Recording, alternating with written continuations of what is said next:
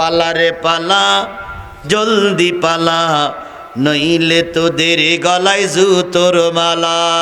পালা রে পালা জলদি পালা, নইলে তোদের ঘরে ঝুলবে তালা। হুজুর আসছে বাতিল তো কাঁপছে, নবী আসছে বাতিল তো কাঁপছে, এবার হবে প্রতিশোধের পালা। পালা রে পালা জলদি পালা, নইলে তোদের গলায় জুতোর মালা।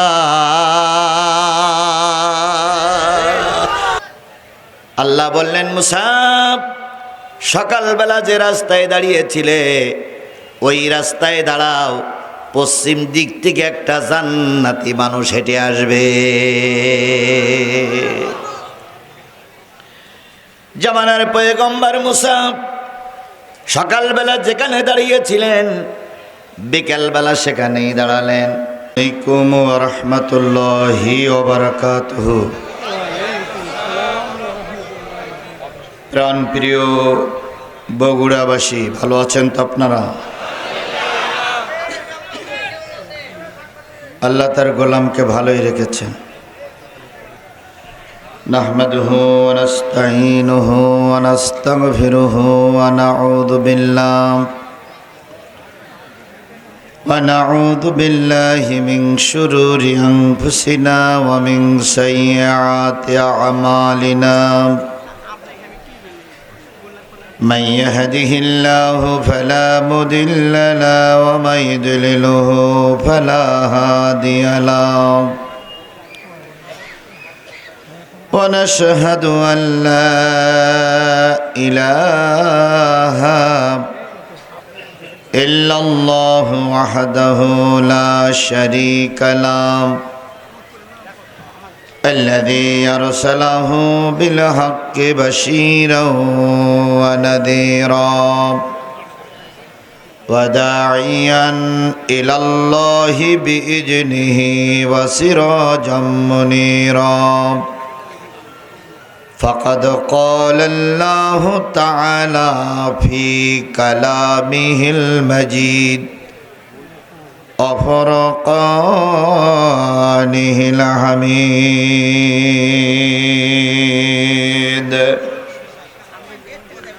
أعوذ بالله من الشيطان الرجيم. بسم الله الرحمن الرحيم. اقتربت الساعة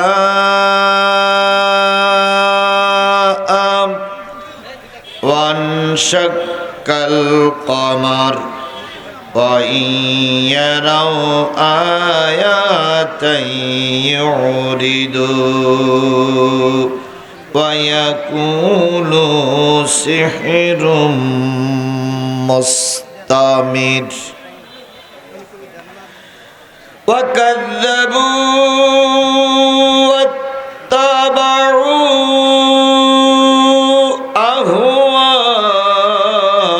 أهواءهم وكل أمر مستقر. صدق الله المولانا العظيم.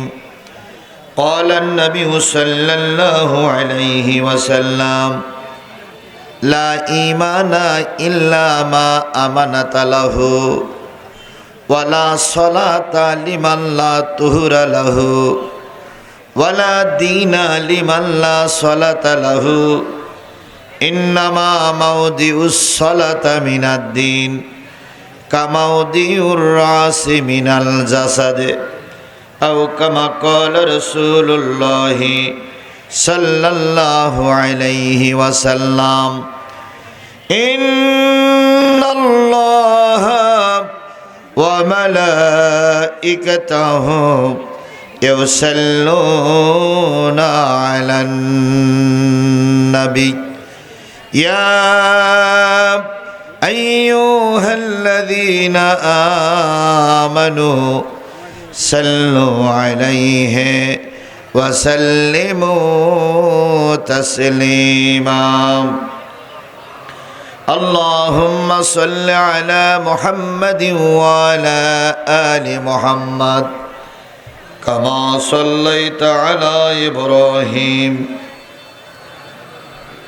وعلى آل إبراهيم إنك حميد مجيد اللهم بارك على محمد وعلى آل محمد كما باركت على إبراهيم وعلى آل إبراهيم إنك حميد مجيد لا إله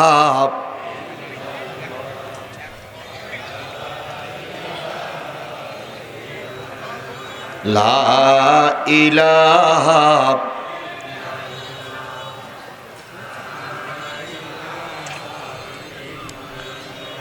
لا إله إلا الله محمدُر رسول الله لا إله لا إله لا إله إلا الله محمدُر সকলে জবান খুলে একসাথে এক বাক্যে বলছি সাল্লাল্লাহু আলাইহি ওয়াসাল্লাম। দিনদার পরেজগার মুত্তাকি মুসলমান ভাই ও বন্ধুগণ, পদ্মায় অবস্থানরতা শ্রদ্ধাশীলা মা ও বোনেরা, সকলকে নিয়ে আবারও সালাম বিনিময় করছি। আশা করছি সালামের জবাবটা সবাই মিলে জোরে সোরে দিবেন। আসসালামু আলাইকুম ওয়া রাহমাতুল্লাহি ওয়া বারাকাতুহু।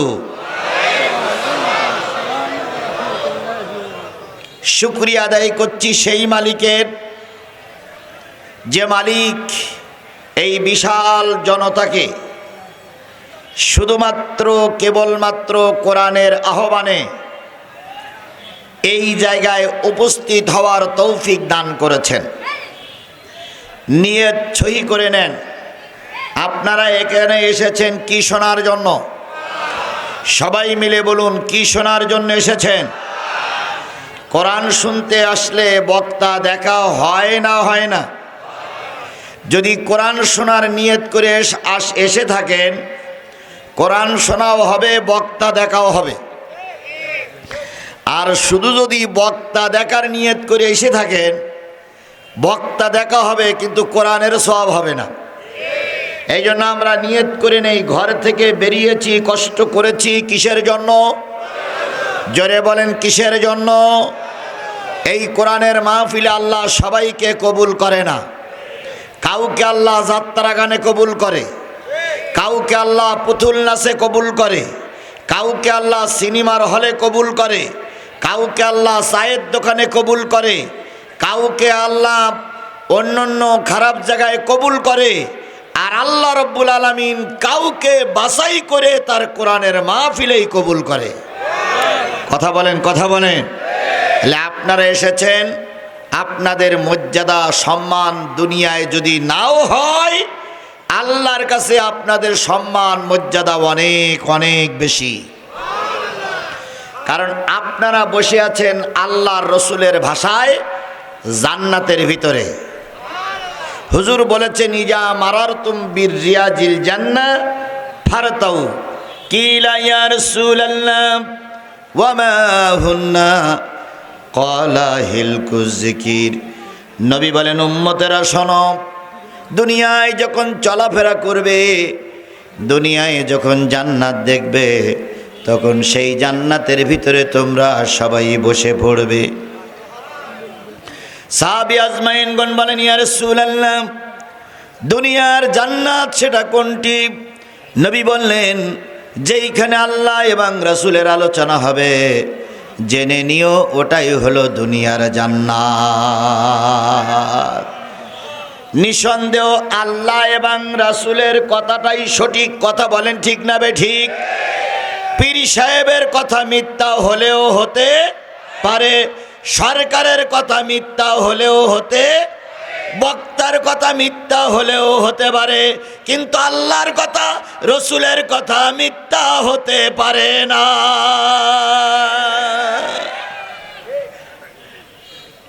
রাসূল বলেছেন এটাই হলো জান্নাতের অংশ।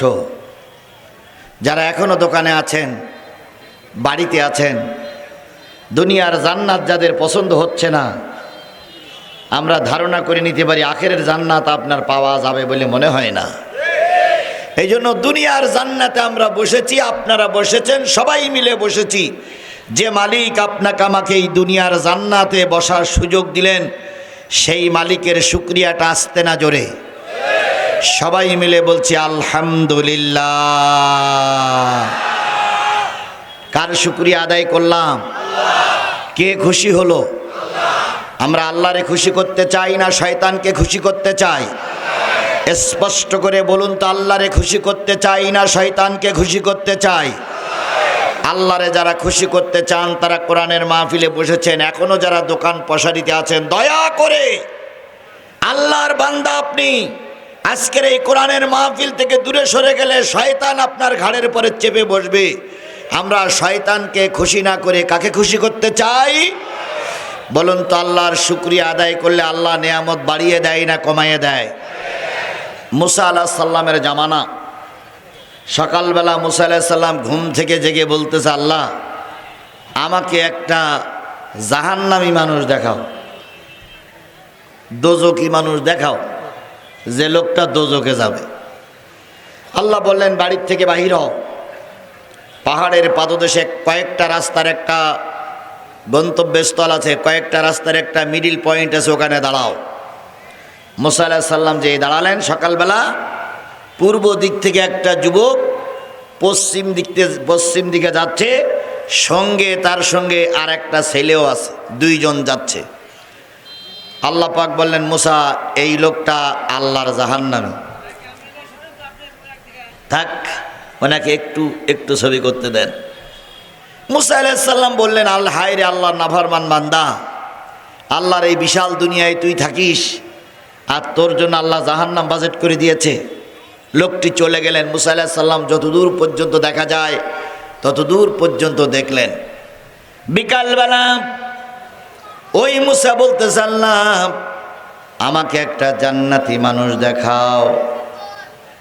আল্লাহ বললেন, মুসা সকালবেলা যে রাস্তায় দাঁড়িয়েছিলে ওই রাস্তায় দাঁড়াও, পশ্চিম দিক থেকে একটা জান্নাতি মানুষ হেঁটে আসবে। জামানার পয়গম্বর মুসা সকালবেলা যেখানে দাঁড়িয়েছিলেন বিকেলবেলা সেখানেই দাঁড়ালেন। দেখা গেল সকালবেলা একটা বাচ্চা সঙ্গে করে নিয়ে যে লোকটি গিয়েছিলেন, বিকালবেলা সেই একই লোক হেঁটে আসতেছে। মুসা আলাইহিস সালাম বলতেছে, আল্লাহ এ তো সেই লোক, সকালবেলা যেটারে জাহান্নামী বলেছিলে সেই লোক। তো বলতেছে এই লোক এখন জান্নাতি। মুসা আলাইহিস সালাম বলেন, আল্লাহ তা কি করে হয়? আল্লাহ বলতেছে, শোনো, তোমার সঙ্গে কথা বলার পরে লোকটা চলে গেল। কিছু দূর যাওয়ার পর ওই লোকটি আর ওই বাচ্চাটা দুইজন চলছিল। হঠাৎ করে মাঠের ভিতরে একটা উট দেখতে পেয়েছে বাচ্চাটা। তখন এই বাচ্চাটা তার বাবাকে জিজ্ঞেস করছে, বাবা এই যে বড় উটটা, এই উটির সেই আর কোনো বড় জিনিস আছে কি? বাবা বললেন, এই বড় উটির সেই রে মাঠ আরো বড়। ছেলে জিজ্ঞেস করছে, বাবা এর সেইতে বড় জিনিস কোনটি? বাবা বলতেছি, এর সেইতে বড় জিনিস ওই পাহাড়, পাহাড়ের সেইতে বড় জিনিস হলো সাগর, সাগরের সেইতে বড় জিনিস হলো আসমান। ও আমার বাবা, সাগরের চাইতে বড় জিনিস আসমান, আসমানের চাইতে বড় কি? ছেলে তখন বলতেছে, বাজান রে, আসমানের চাইতে বড় আমার আল্লাহ, আর আসমানের চাইতে বড় আল্লাহর রহমত। যে ব্যক্তি স্বীকার করেছে আল্লাহই সবচেয়ে বড়, যে ব্যক্তি স্বীকার করেছে আল্লাহর রহমত সবচেয়ে বড়, এই কথাটা মুখ দিয়ে উচ্চারণ করার সাথে সাথে আমি আল্লাহ তার তলার গোনাগুলো, নিচের গোনাগুলো সব মাফ করে দিয়েছি। ও আমার ভাইয়েরা, আল্লাহকে বড় বলে মানার কারণে, রব বলে স্বীকার করার কারণে যদি আল্লাহ তার গোলামকে কবুল করে নিয়ে গোনা মাফ করে দেয়, যদি স্বতঃস্ফূর্তভাবে শুকরিয়া আদায় করি, আল্লাহ হয়তো আমারও গোনাগুলো মাফ করে দিতে পারে। এই জন্য সবাই মিলে বলছি আলহামদুলিল্লাহ। আমার ভাইয়েরা, কর্তৃপক্ষ যথেষ্টই বলেছেন। কয়েক বছর আগে আমার এখানে মাহফিল করার কথা ছিল, কিন্তু বাহাদুরিরা অনুমতি দেয়নি। কথা বলেন ঠিক না বেঠিক? আজকে সচিবালয়ের একজন যুগ্ম সচিব আমার পাশে বসা, উনি যেহেতু সরকারি লোক, সচিবালয় সচিব মানে সরকার রদবদল হয়, কিন্তু সচিব রদবদল হয় না, ওনারাই সরকার। কারণ আমরা আওয়ামী লীগ বিদায় হয়ে গেছে, বিএনপি আসবে, বিএনপি বিদায় হবে, জামাত আসবে, জামাত বিদায় হবে, কিন্তু সচিব বিদায় হয় না। সচিবের চাকরিটাই সরকারি। উনি যেহেতু উপস্থিত, অনেকদিন চাকরি করতেছেন, উনি নিজের কাছে প্রশ্ন করে বলবেন অতীতের 15টা বছর মুসলমানদের উপরে কত জুলুম করা হয়েছে। সাবেক প্রধানমন্ত্রীকে আমরা কাফের বলে ফতোয়া দেই না। সাবেক প্রধানমন্ত্রী মুসলমানের কন্যা, মুসলমানই ছিলেন, কিন্তু মুসলমান হয়ে যারা কোরআনের আলোচনা করতে বাধা সৃষ্টি করে, আমাদের ভাষায় নয়, আল্লাহর ভাষায় তারা কাফের, আল্লাহর ভাষায় তারা মুশরিক।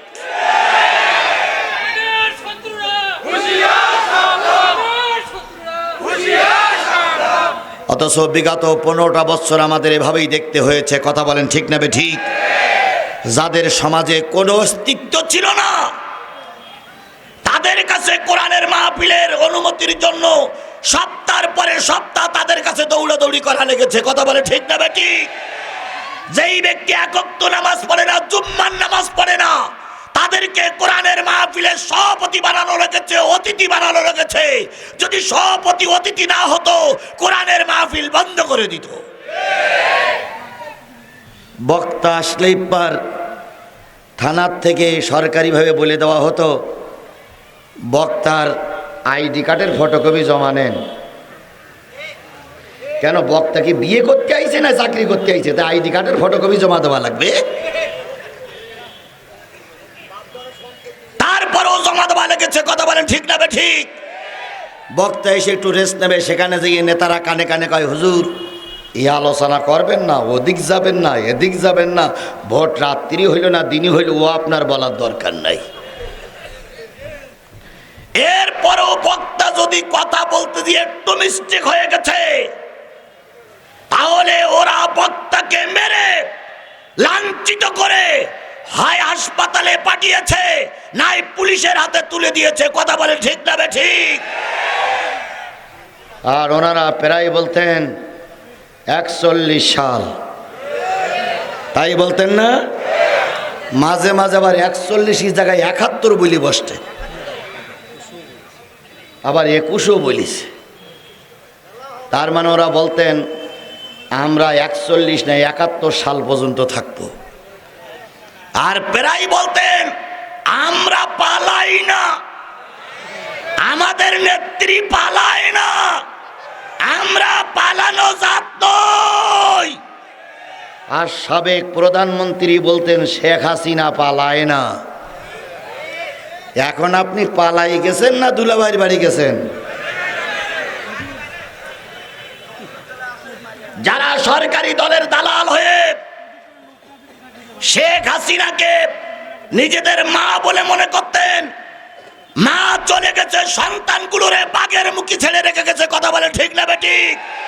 এখন সন্তানগুলো মারি খাচ্ছে, আর উনি ভারতের প্রোটোকলে থেকে বগল দাওড়াচ্ছার কাছে আমি টুস করে ঢুকে পড়বো। তাই বলতেছে না, তাই বলতেছে না, তাই বলতেছে না।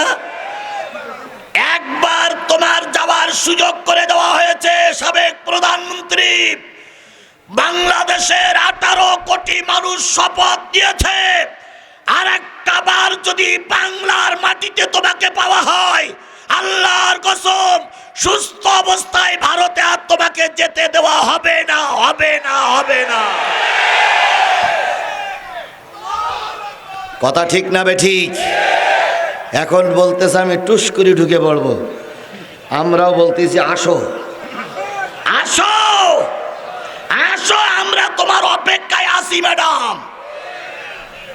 আইসো চট করিয়া, আয়না ঘর তোমার জন্যে রাখছি গো সাজায়া। আইসো চট করিয়া, আয়না ঘর তোমার জন্যে রাখছি গো সাজায়া। আমরা রিসিবিশনে বৈশাসি, রিসিবিশনে বৈশাসি, জুতোর মালা লয়া। আয়না ঘর তোমার জন্যে রাখছি গো সাজায়া। নির্বিচারে মারস মানুষ ক্ষমতার লাগিয়া। সংস্কার আন্দোলনে কতগুলো মানুষ মারা গেল? 1500 লোক মারা গেছে। নির্বিচারে মারস মানুষ ক্ষমতার লাগিয়া।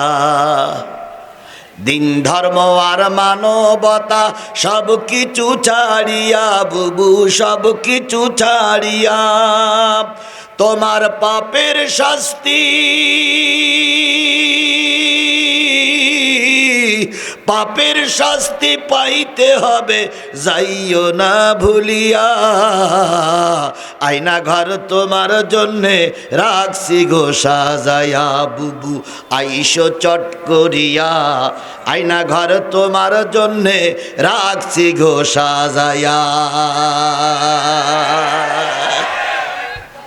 একটু আইসে দেখো খেলা কিভাবে শুরু হয়। তাহলে ওদের কবল থেকে আমাদের কে বাঁচিয়েছেন? জোরে বলেন, কে বাঁচিয়েছে? এখানে বিএনপির কোনো হাত নেই, এখানে বাংলাদেশ জামাত ইসলামের কোনো হাত নাই। সকল হাত হলে আমার আল্লাহর কথা বলে, ঠিক না বেঠিক?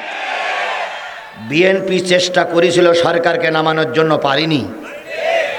বাংলাদেশ জামাত ইসলামী চেষ্টা করেছিল সরকারকে নামানোর জন্য, হাজারো মামলা খেয়েছে, সরকার এক ইঞ্চু নিচেও নামিনি, ওপরে উঠেনি। কথা বলে, ঠিক না বেঠিক? সরকারের চেয়ার যেখানে ছিল সেখানেই আছে। আমরা যখন বিএনপি জামাতের নেতা কর্মীরা যখন একরকম হোপলেস খেয়ে পিছন দিক ঘটে গেলাম, আল্লাহ বললেন তোদের চেষ্টা শেষ, আমার চেষ্টা শুরু। এ মুসলমান কথা বলেন, কথা বলেন, কথা বলেন। আমাদের চেষ্টা যেখানে শেষ হলো, আল্লাহর রহমত সেখানে শুরু হলো। আমরা ধারণা করে নিয়েছিলাম ভোটের মাধ্যমে এর আর নামানো যাবে না, এর নামাতে গেলে একমাত্র আল্লাহর রহমত ছাড়া হবে না। রহমত হলেও তাই যে ছাত্ররা ময়দানে নামলো, রাস্তায় নামলো, এদের কোনো দলের পরিচয় ছিল না, রাস্তায় নামলো, স্লোগান দিল। স্লোগান দেওয়ার পরে প্রথম দিন এই পেতনি, এই সন্ত্রাসী, এই জঙ্গি, এই নব্য ফেরাউনের উত্তরসূরি প্রথম দিন গুলির অর্ডার দিল। গুলিতে অনেক ছাত্র ছাত্রী মারা গেল। পরের দিন আবার রাস্তায় নামলো, পরের দিনও গুলির অর্ডার দিল, সেদিনও ছাত্র ছাত্রীরা মারা গেল। তৃতীয় দিন কি চতুর্থ দিন রংপুরের আবু সাইদ শহীদ হলো। আবু সাইদের রক্ত পড়ল জমিনে। গোটা বাংলাদেশ, গোটা বাংলাদেশে আগুন জ্বলে উঠল। কথা বলেন, ঠিক না বেঠিক? সেই আগুন নিবাইতে যেয়ে 1500 মানুষকে গুলি করে মারার পর এই নব্য যুগের নব্য ফেরাউন অবশেষে বিমানে চড়ে পালিয়ে যেতে বাধ্য হয়েছে।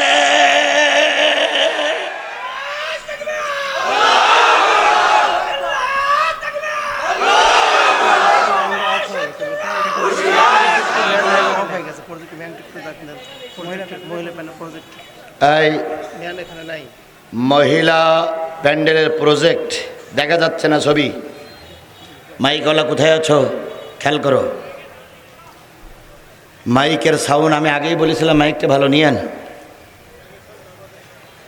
বন্ধুগণ, তাহলে এই যে ছেলেরা রাস্তায় নামলো, ওদের চেষ্টায় দেশে বিজয় আসলো, দ্বিতীয় স্বাধীনতা পাইলাম। এটা কে দিলেন? জোরে বলেন, কে দিলেন? তাহলে যে আল্লাহ পাক এত দয়া করে স্বাধীনতা দিলেন, সেই আল্লাহর শুকরিয়াটা আসতে না জোরে? কারোর জবান বন্ধ থাকবে না, সকলে মিলে বলছে আলহামদুলিল্লাহ। সর্বকালের সর্বশ্রেষ্ঠ মহামানব, যার আদর্শে আদর্শিত হয়ে আমরা এখানে বসেছি কোরআন শোনার জন্য, সেই নবীর নামে দুরূদ আর সালাম সবাই বলছি সাল্লাল্লাহু আলাইহি ওয়াসাল্লাম। বন্ধুগণ, এই যে বিশাল জনগণ কি শোনার জন্য এসেছেন? যারা দাঁড়িয়ে আছেন, দোকানে আছেন, আশপাশে আছেন, তারা শুনুন একটু। কেন আল্লাহ বলতেছেন ওয়াইজা কুরিয়াল কোরআন ফাসতামিউ লাহু ওয়া আনসিতু লাআল্লাকুম তুরহামুন। যখন তোমাদের সামনে এই কোরআন পড়া হবে, সেই কোরআনগুলো তুমি যদি মুসলমানের বাচ্চা হও, চুপচাপ বসে বসে শোনো। কার বক্তব্য? জোরে বলেন, কার বক্তব্য? কোরআন যখন পড়া হবে তখন তুমি যদি মুসলমানের বাচ্চা হও, কোরআনগুলো চুপচাপ বসে বসে শোনো। আপনারা এখানে যারা আছেন, দাঁড়িয়ে আছেন, বসা আছেন, দোকানে আছেন, সবাইকে আমরা মুসলমান। অমুসলিমদের কাছে আমাদের কোনো বক্তব্য নেই। মুসলমানের বক্তব্য, আল্লাহর নির্দেশ হলো কোরআনের আলোচনা যখন হবে তখন চুপচাপ বসে বসে শোনো। আপনারা যারা দোকানে আছেন, আপনারা যদি মুসলমানের বাচ্চা হন, যদি বাবা মুসলমান হয়, মা মুসলমান হয়, আপনি যদি মুসলমানের দ্বারা দুনিয়ার মুখ দেখে থাকেন, তাহলে কোরআন শরীফের মাহফিলে আপনাকে বসতে হবে। নামাজ পড়াও যেমন ফরজ, কোরআনের আলোচনা শোনাটাও তেমন ফরজ। সুতরাং যারা দাঁড়িয়ে আছেন, যদি বসার জায়গা পান বসবেন, যদি বসার জায়গা না পান কোরআনের আলোচনা হবে আর আপনি উঠে যাবেন, এটা হতে পারে না। তাহলে আমরা কোরআনের সম্মান রক্ষার থেকে সবাই চুপচাপ থাকবো ইনশাল্লাহ। কোরআন শুনবো চুপচাপ লাআল্লাকুম তুরহামুন। আল্লাহ বলতেছে কেন তোমাদের চুপচাপ বসে বসে কোরআন শুনতে বললাম? যদি তোমরা চুপচাপ বসে বসে আল্লাহর কোরআন শোনো, বিবেকটা কাজে লাগাও, মেধা কান চোখ যদি কোরআনের দিকে রাখো, আমি আল্লাহ বলতেছি তোমরা অবশ্যই অবশ্যই হয়তো তোমরা কি বলে লাআল্লাকুম তুরহামুন, তোমরা রহমত প্রাপ্ত হবে। বাঁশের ওই পাশে একটা ফাঁক, দুইটা ফাঁক, তিনটা ফাঁক, চারটা ফাঁক, পাঁচটা ফাঁক। পাঁচটা ফাঁকের থেকে পাঁচজন লোক হাত তোলেন তো, হুজুর আমার রহমতের দরকার নাই, উঠান। তাহলে আমাদের রহমতের দরকার আছে না নাই? আল্লাহ নবী বলেছেন সাহাবীরা, নেকিটা যদি হালকা ছোটও হয়, নেকি অবহেলা করো না, কারণ সামান্য একটি নেকির কারণে মানুষ জাহান্নামে যাবে। এই জন্য এই পাঁচটা ভাগের থেকে আমাদের সবাই রহমতের দরকার আছে না ভাই? তাহলে আমরা নিয়ত করব, বসছি যখন, যতক্ষণ শেষ মোনাজাত না হবে ততক্ষণ আমরা ময়দান ছেড়ে চলে যাব। এবার আসুন হাদিসে যাই। আল্লাহ রসুল বলেন তাদারুসুল ইলমে সাতাম মিনাল লাইলে খায়রুম মিন আহিয়াহিয়া। রাতের কিছু অংশ সময় কোরআন হাদিসের আলোচনার মজলিসে যদি বসে থাকো, অল্প কিছুক্ষণ, বেশি না, যদি অল্প কিছুক্ষণ সময় কোরআন হাদিসের মাহফিলে বসে থাকো, কোরআন হাদিস শোনো, সারা রাত জেগে জেগে নফল নামাজ পড়লে যে পরিমাণ সওয়াব আল্লাহ দেবে, অল্প কিছুক্ষণ কোরআনের মাহফিলে বসলে আল্লাহ এই পরিমাণ সওয়াব দান করবে। তাহলে আমরা নিয়ত করব, সামান্য সময়ের জন্য হলো কোরআনের মাহফিলে আমরা বসবো, কোরআন থেকে আমরা দূরে সরে যাব। আমার সঙ্গে কি আপনারা একমত? আরো জোরে বলেন একমত। সামনে চলুন। আল্লাহ পাক বলতেছেন ওয়াকাল আল্লাযীনা কাফারু লা তাসমাউ লিহাযাল কুরআন।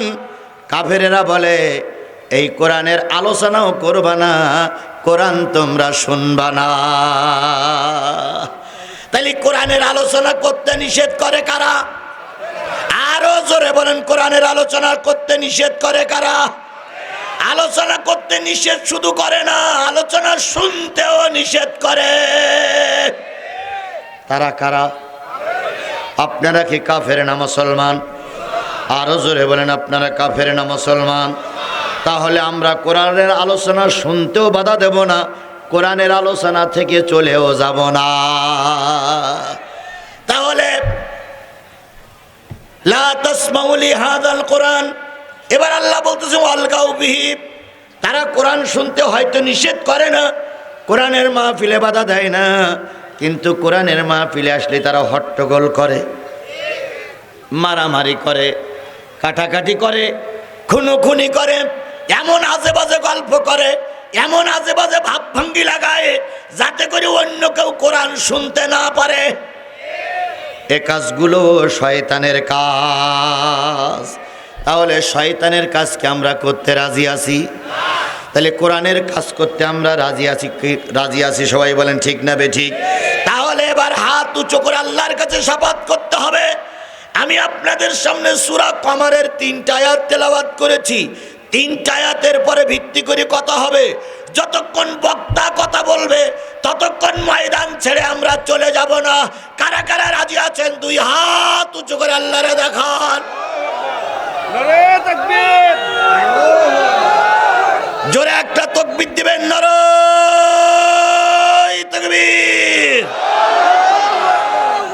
দেখেন তো কারা কারা হাত তুলেনি। আল্লাহ বলেছে কাফেরেরা হাত তুলবে না, কারণ এরা হট্টগোল বাঁধাবে, মাহফিল বন্ধ করে দেওয়ার চেষ্টা করবে। কথা বলেন ঠিক নেবে ঠিক? আমরা কি মুসলমানের পক্ষে, কোরআনের পক্ষে না শয়তানের পক্ষে? হাত নামান। আপনারা আমরা যারা হাত তুললাম, আমাদের হাত উঁচু করা কি আল্লাহ দেখেছে? দেখেছে, দেখেছে। আমরা হাত উঁচু করেছি, আমি হাত উঁচু করেছি কি বলবো, আর আপনারা হাত উঁচু করেছেন কি শুনবেন? তাহলে আপনিও ওয়াদার কর্মী, আমিও ওয়াদার কর্মী। কার কাছে ওয়াদা করেছি? যে আল্লাহ বক্তা যতক্ষণ কোরআন বলবে ততক্ষণ আমরা শুনবো। আর আমি ওয়াদা করেছি শ্রোতা যতক্ষণ ময়দানে থাকবে, আমার যতক্ষণ শক্তি সামর্থ্য থাকবে ততক্ষণ তোমার কোরআনের কথাই বলবো। কথা বলেন ঠিক না বেঠিক?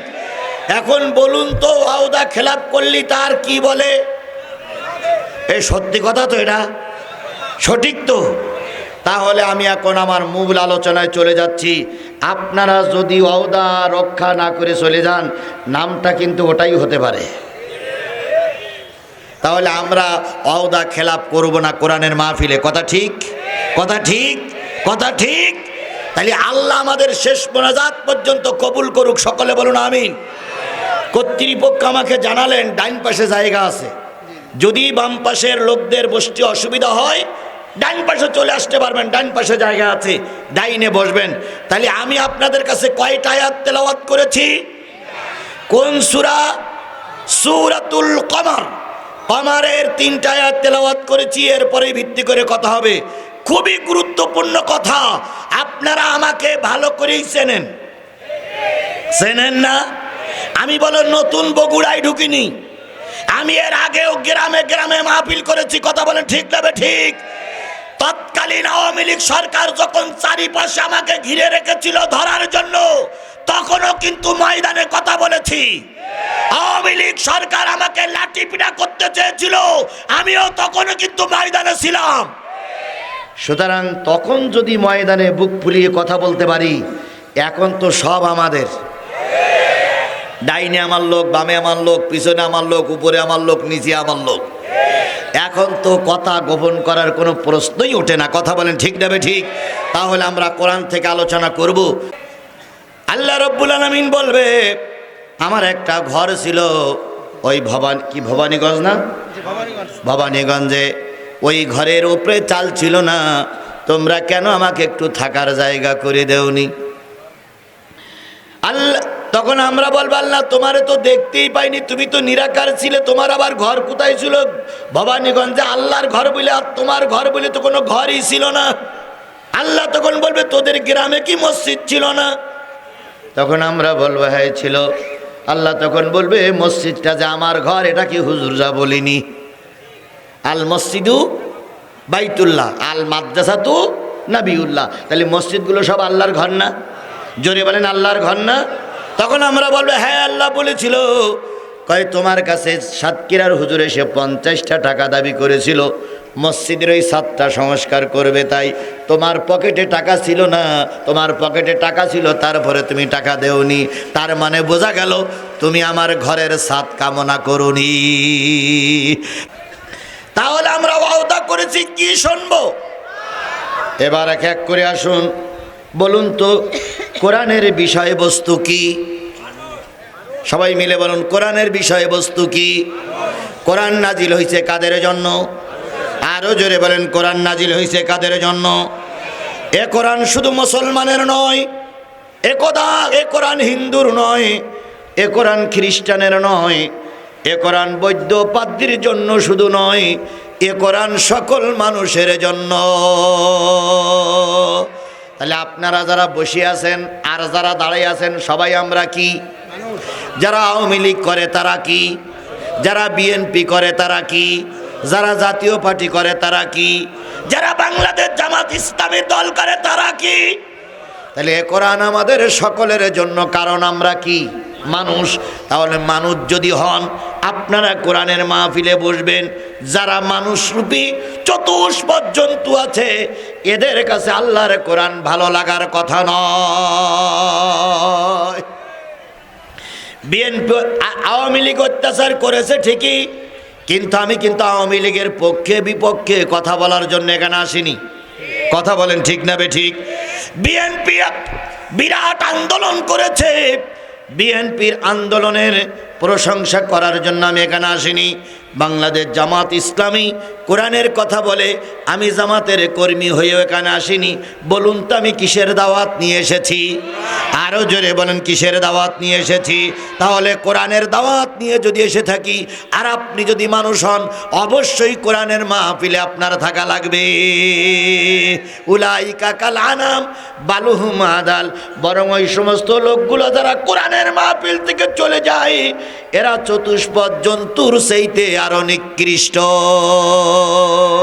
এবার কিছু লোক বলতে পারেন, হুজুর চারিদিক থেকে সব কিছু গোছাই গাছাই নিয়ে আসলেন, বলবেন কতক্ষণ পর্যন্ত? আমি কথা দিলাম, ঘড়ি ধরুন আপনারা, আমি কথা দিলাম 50 থেকে 55টা মিনিট আমি সূরা আল কমারের 3টা আয়াতের পরে কথা বলবো। এই 50টা মিনিট কি বসে থাকা যাবে না? জোরে বলেন, যাবে কিনা? ইতিমধ্যে আমি 50 মিনিট কথা বলেছি। কয় মিনিট হয়ে গেছে? আর 50 মিনিট হবে। এই 50 মিনিট কথা হয়েছে, অনেকেই মনে করতেছেন হুজুর কেবল শুরু করতেছে, তাই না? এর ভিতরে 50 মিনিট চলে গেল, আর 50টা মিনিট আমি আপনাদের সামনে কথা বলতে চাই আল্লাহর হস্তে দিনের খাতিরে। 50টা মিনিট চলে গেছে, আর 50টা মিনিট বসলে খুব বেশি ক্ষতি হবে না, তাই দয়া করে 50টা মিনিট আমরা বসার জন্য চেষ্টা করি। সকলে বলুন আমিন। তাহলে এই কোরআন কাদের জন্য?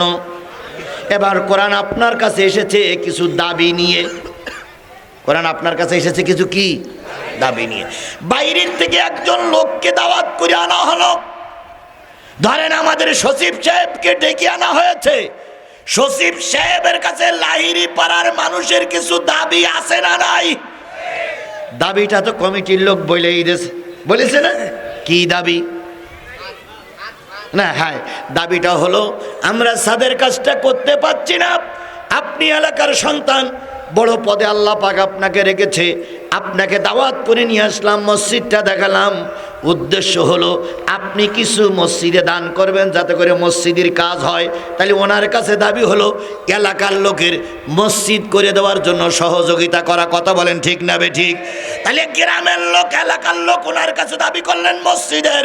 আর এই মহাগ্রন্থ আল্লাহর কোরআন আপনার কাছে এসেছে, এই কোরআনের কি কোনো দাবি দাবা নেই? এই কোরআনের কি কোনো দাবি দাবা নেই? কোরআন কি এমনি আপনার কাছে এসেছে? তা হতে পারে না। কোরআন কিছু দাবি নিয়ে এসেছে। সেই দাবিটা হলো কোরআন আপনার কাছে দাবি করে 6টা। কয়টা? আরো জোরে। 1 নম্বর কোরআনের দাবি হলো আমাকে পড়ো। কোরআনের প্রথম দাবি কি? পড়ো। কোরআনের প্রথম আয়াত হলো ইকরা। ইকরা, ইকরা, ইকরা মানে কি? তাহলে কোরআন যদি কেউ শুনতে চায়, কোরআনের মাহফিলে যদি কেউ বসে, কোরআনের 1 নম্বর দাবি আমাকে পড়ো। কোরআনের 2 নম্বর দাবি, ভালো করে খেয়াল করেন, আমি সংক্ষেপে যে ওখানেই যাব। কোরআনের 2 নম্বর দাবি, শুধু পড়লি হবে না, বুঝে বুঝেই পড়ো। বলুন তো, শুধু আলিফ লাম মিম যালিকাল কিতাবু লা রাইবা ফি পড়া আর বুঝে বুঝে পড়া দুটো জিনিস কি এক? আরো জোরে বলেন, দুটো জিনিস কি এক? যারা বুঝে পড়ে তাদের জীবনের পরিবর্তন আসে। অনেক মানুষ সারা জীবন কোরআন খতম করলো, কোরআনের পক্ষে না থেকে ফেরাউনের পক্ষে সাপোর্ট করে, কারণ সে শুধু কোরআন শরীফ পড়ে, কোরআন বোঝে না। তাহলে কোরআনের 2 নম্বর দাবি, আমাকে শুধু পড়লি হবে না, কি করিয়ে পড়ো? বুঝে বুঝে পড়ো। আয়াত একটা হোক, বেশি না, কয়টা আয়াত, সেইটার শানে নজুল পড়েন, প্রেক্ষাপট পড়েন, অর্থ পড়েন, ব্যাখ্যা পড়েন। প্রতিদিন একটা করে আয়াত যদি বুঝে পড়ি, তাহলে বছরে কয়টা আয়াত পড়া হবে? 365টা আয়াত যদি বুঝে বুঝে পড়েন, দেখবেন 2 বছর পরে আপনি হয়ে যাবেন মাওলানা। আর যে মাওলানা এখন গাঁজাখুরি কথা বলতেছে, ওই মাওলানা আর চান্স পাবে না। তাহলে কোরআনের 2 নম্বর দাবি, আপনি শিক্ষিত হন, সচিব হন, মাওলানা হন, শিক্ষক হন, প্রিন্সিপাল হন, দেশের প্রধানমন্ত্রী হন, সেনাবাহিনীর প্রধান হন, কোরআনের 2 নম্বর দাবি যতটুকু পড়বেন বুঝে বুঝে পড়বেন। রাজি তো? রাজি তো?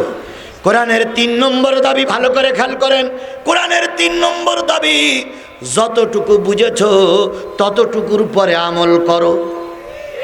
কু আনফুসিকুম ওয়া আহলিকুম নারা, তুমি নিজে যখন বুঝেছো এই কাজটা অন্যায়, এই কাজটা ভালো, তোমার পরিবারকে বুঝাও।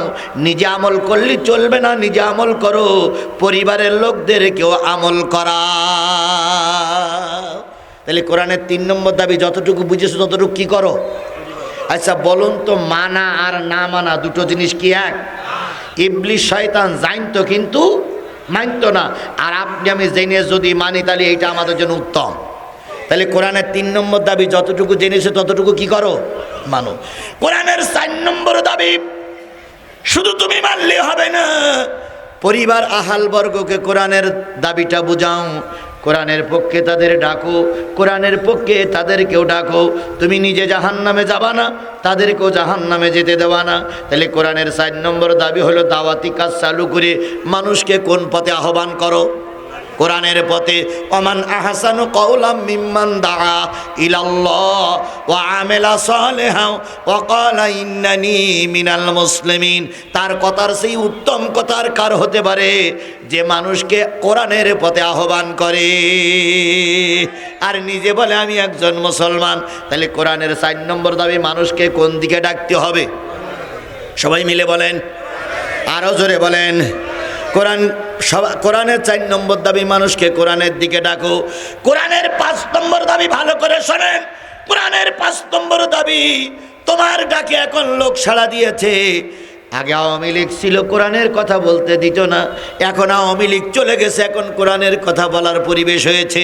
তোমার ডাকে আহ্বানের মানুষ সাড়া দিয়েছে, ওই মানুষগুলোরে পৃথক পৃথক করে রেখো না, কোরআনের ছায়া তলে তাদেরকে জামাতবদ্ধ করো। কোরআনের 5 নম্বর দাবি, মানুষ যারা এসেছে তাদেরকে কি করতে হবে?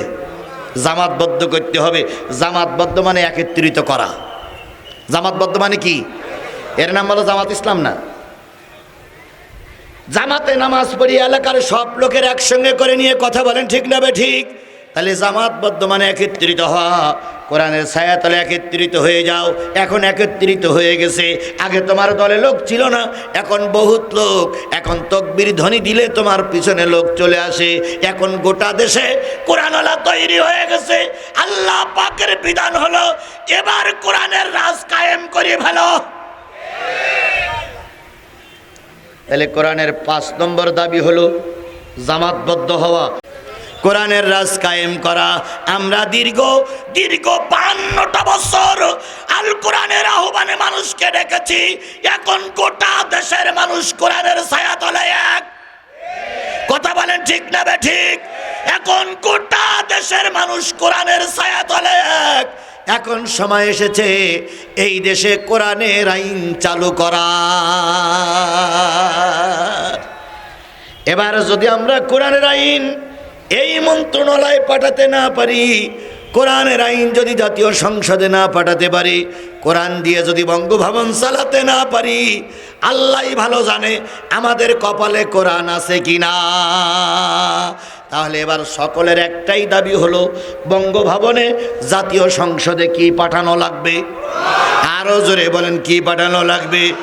এখন দোয়া করলি কোরআন বেশি বেশি কি জাতীয় সংসদে চলে যাবে? না, প্রতিটা জায়গা থেকে প্রতিনিধি তৈরি করতে হবে কোরআনের পক্ষের। কথা বলেন ঠিক না ঠিক?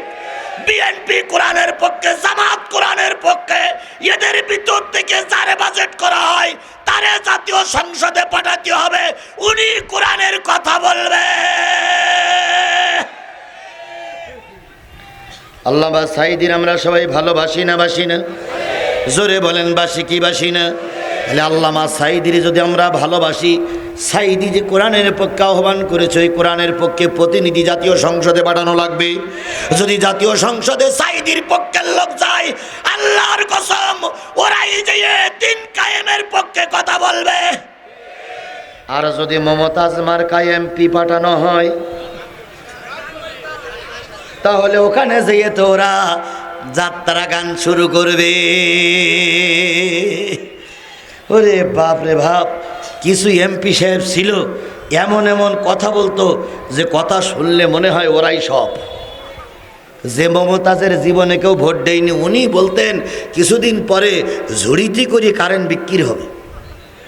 আর বলতেন যে কারেন্ট বিক্রি হবে, কারেন্ট কিনবেননি। এখন সে মমতাজও নেই, হাততালি দেওয়া লোকও নাই। কথা বলে ঠিক না ঠিক? সুতরাং আগামী নির্বাচনে কোন অবস্থায় রামপন্থী বামপন্থীর হাতে ক্ষমতা তুলে দেওয়া যাবে না। আগামী নির্বাচনে ডাইন ব্লকের লোক, তাই বিএনপি হোক আর জামাতের হোক, বগুড়ার থেকে যাদেরকে সিলেক্ট করা হবে, আমরা সকলে মিলে কোরআন জাতীয় সংসদে পাঠানোর জন্য কোরআনের পক্ষেই সাপোর্ট দেব। কারা কারা রাজি আছেন? দুই হাত উঁচু করে আল্লাহরে দেখা।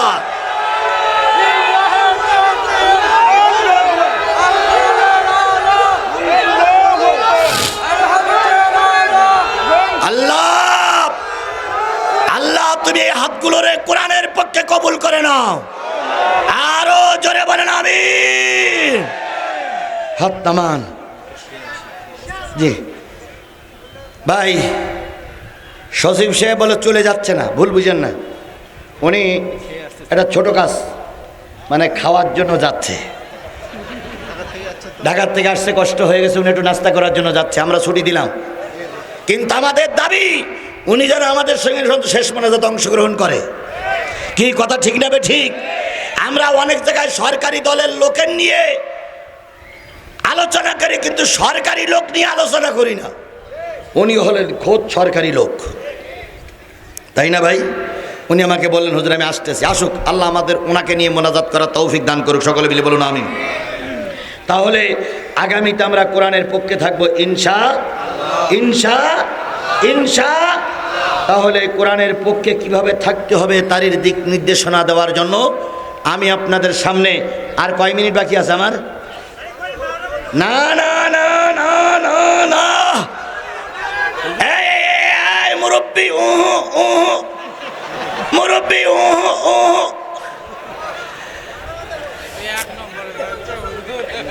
বসেন। আচ্ছা শোনেন, আরে বাবা দেরি করো।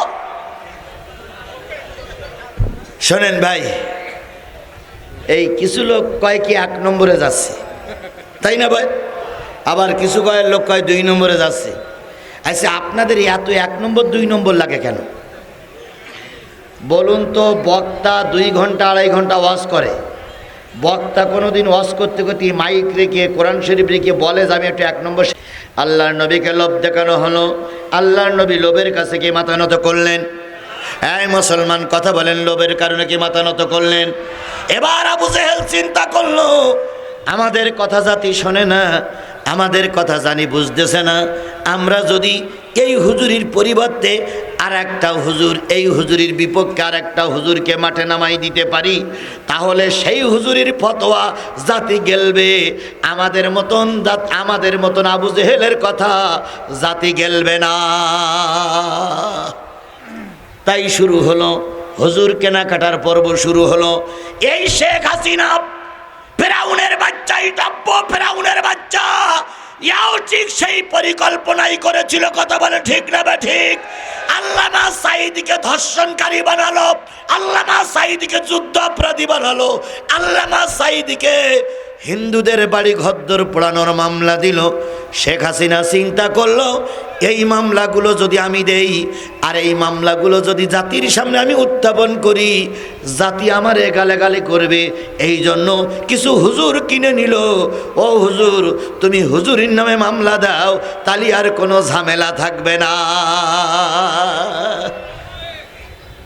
হুজুর, তুমি বড় হুজুরির নামে মামলা দাও। দিলেও তাই। আমাদের দেশের মাছ ভান্ডারি, কি মাছ ভান্ডারি না, নজিবুল বাশার মাছ ভান্ডারি। এই নজিবুল বাশার মাছ ভান্ডারি সর্বপ্রথম আল্লামা সাঈদীর বিরুদ্ধে মামলা দিল। উনি টুপিওয়ালা, মামলা যার হচ্ছে তিনিও কি, যে মামলা দিচ্ছে সেও টুপিওয়ালা, আর যে মামলা খাচ্ছে সেও টুপিওয়ালা। সর্বপ্রথম আওয়ামী লীগ কিন্তু আল্লামা সাঈদীর বিরুদ্ধে কোনো মামলা দেয়নি। প্রথম মামলা দিয়েছিল কেডা? ওই টুপিওয়ালা। মামলাটা কি?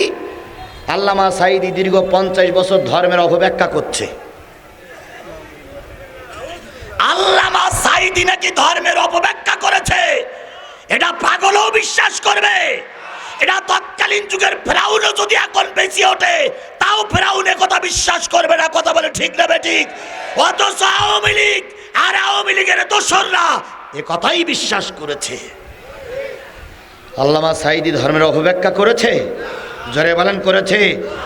এখন প্রায় মাইকে শোনা যায় নকল সাঈদী আসতেছে, তাই বলে না যে সাঈদী নাই, এখন নকল সাঈদী আসতেছে। তারপরে বলে সাঈদীর উত্তরসূরি আসতেছে। তারপরে বলে সাঈদীর অবর্তমানে আর এক সাঈদীর জন্ম হয়েছে। বলুন তো, গোটা দেশের বক্তাগুলো যদি এক প্ল্যাটফর্মে রাখা হয় আর আল্লামা সাঈদীর সঙ্গে যদি তুলনা করা হয়, গোটা বাংলাদেশের সব আলেমগুলো এক প্ল্যাটফর্মে আসলে আল্লামা সাঈদীর ধারে কাছে যাওয়ার মতো শক্তি কোনো আলেমের, কোনো বক্তার নাই। আল্লামা সাঈদী নাকি মাঠে ওয়াজ করে গেছেন। এই মাঠটা ধন্য, এই এলাকার মানুষগুলো ধন্য।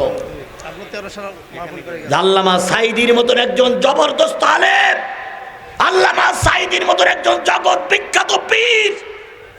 আমি যে চেয়ারে বসেছি, হয়তো এরকম চেয়ারে বসে তিনি ওয়াজ করেছেন। কথা বলেন, কথা বলেন, কথা বলে। আপনারা ধন্য, আপনাদের জীবনটা ধন্য। বিশ্বাস করুন মুসলমান, আল্লামা সাঈদীর উপরে কোনো পীর বাংলাদেশে জন্ম নেয়নি আর নেবেও না। কারণ সব পীরদের আধ্যাত্মিক কিছু জ্ঞান থাকে। কথা বলেন ঠিক না বেঠিক?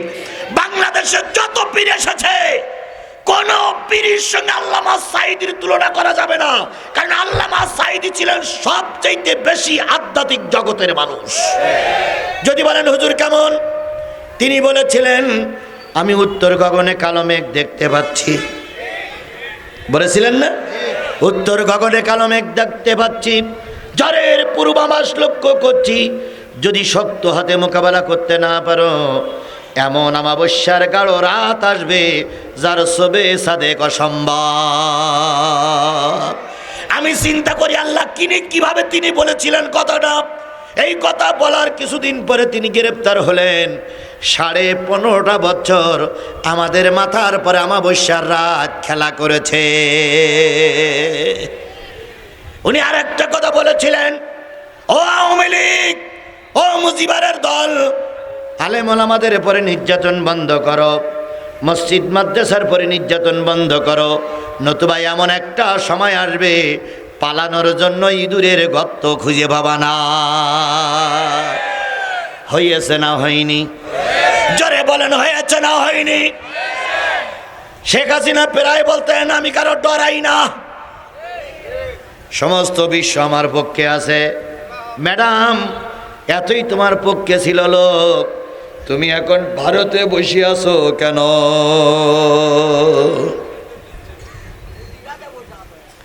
তাহলে আল্লামা সাঈদীর কথা ওটা কাজে লেগেছে না লাগেনি? 2 নম্বর গেল। 3 নম্বর, আল্লামা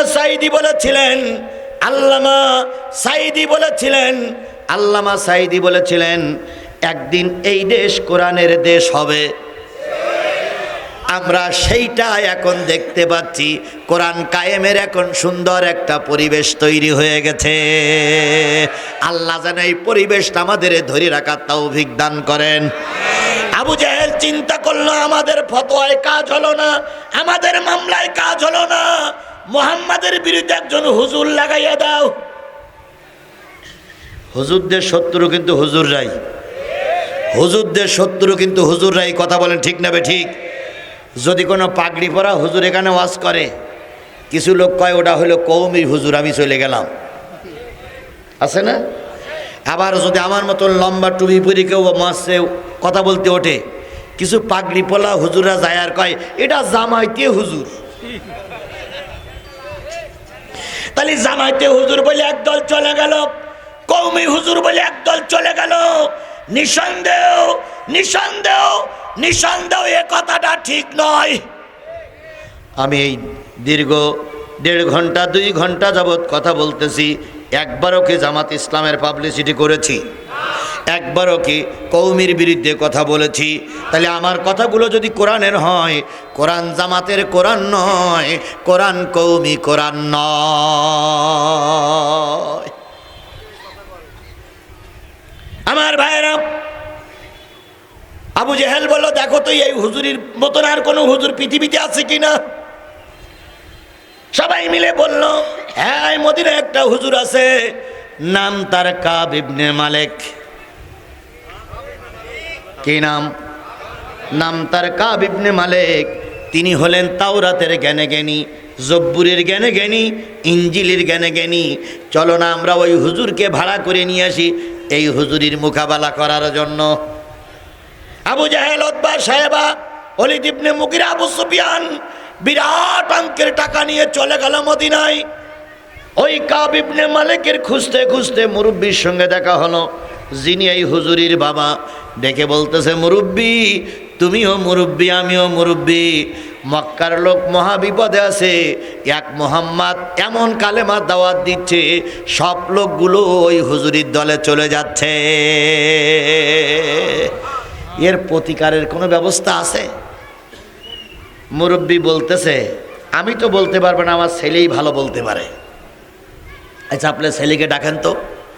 কাব ইবনে মালিককে ডাকা হলো। সূরা কমরের আলোচনা করছি, কাব ইবনে মালিককে ডাকা হলো।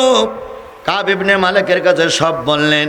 কাব ইবনে মালিক বলতেছে, মুরব্বি, মক্কার মুরব্বি, আমি তাওরাতের জ্ঞানে জ্ঞানী, জব্বুরের জ্ঞানে জ্ঞানী, ইঞ্জিলের জ্ঞানে জ্ঞানী, শেষে যে কোরআন শরীফ আসবে কিনা ওটাও আমি জানি। সুতরাং আপনারা টেনশন করেন না, আপনারা আমার সত্য মেনে নেন, আপনাদের হুজুরকে আমি ঠকাইয়েই ছাড়ব। আবু জাহেল বলতেছে, বাবা, তুমি যদি আমার হুজুরকে ঠকাইতে পারো, তুমি যা চাবা তাই দেব, কারণ আমরা মহা বিপদে আছি। এক হুজুরের জ্বালায় আমার দেশের লোক সব কালেমাওয়ালা হয়ে যাচ্ছে। আবু জাহেল বললেন, তুমি কত নিতে চাও? কাব ইবনে মালিক বললেন, বস্তা সাথে টাকা আমাকে দিও। কয় বস্তা? বিনিময়ে আমি মুহাম্মদকে কি করব? ঠকাবো, হারাই দিয়ে আসবো। আবু জাহেল বলতেছে, তুমি তো সহজে 7 বস্তা টাকা চেয়েই বসলে, আর ঠকাবা এটাও বলে বসলে, কিন্তু তুমি কি জানো মুহাম্মাদের কাছে যেয়ে কেউ ঠকে না। মুহাম্মাদের সামনে যারা একবার যায়, যায় কাফের হয়ে, আসে মুসলমান হয়ে। এরা কাউন্টার দিচ্ছে, কিন্তু ভয়ও আছে। কে, তাই না? তাই না? এই বর্তমান যুগের নব্য ফেরাউনিরা এ কায়দায় চেয়েছিল বাংলাদেশ জামাত ইসলামী ইসলামী আন্দোলনের নেতা কর্মীদেরকে ভয় দিয়ে মামলা দিয়ে তাদেরকে হারাবে, টাকা দিয়ে কিনে নেবে, কোনোটাই কিনতে পারিনি।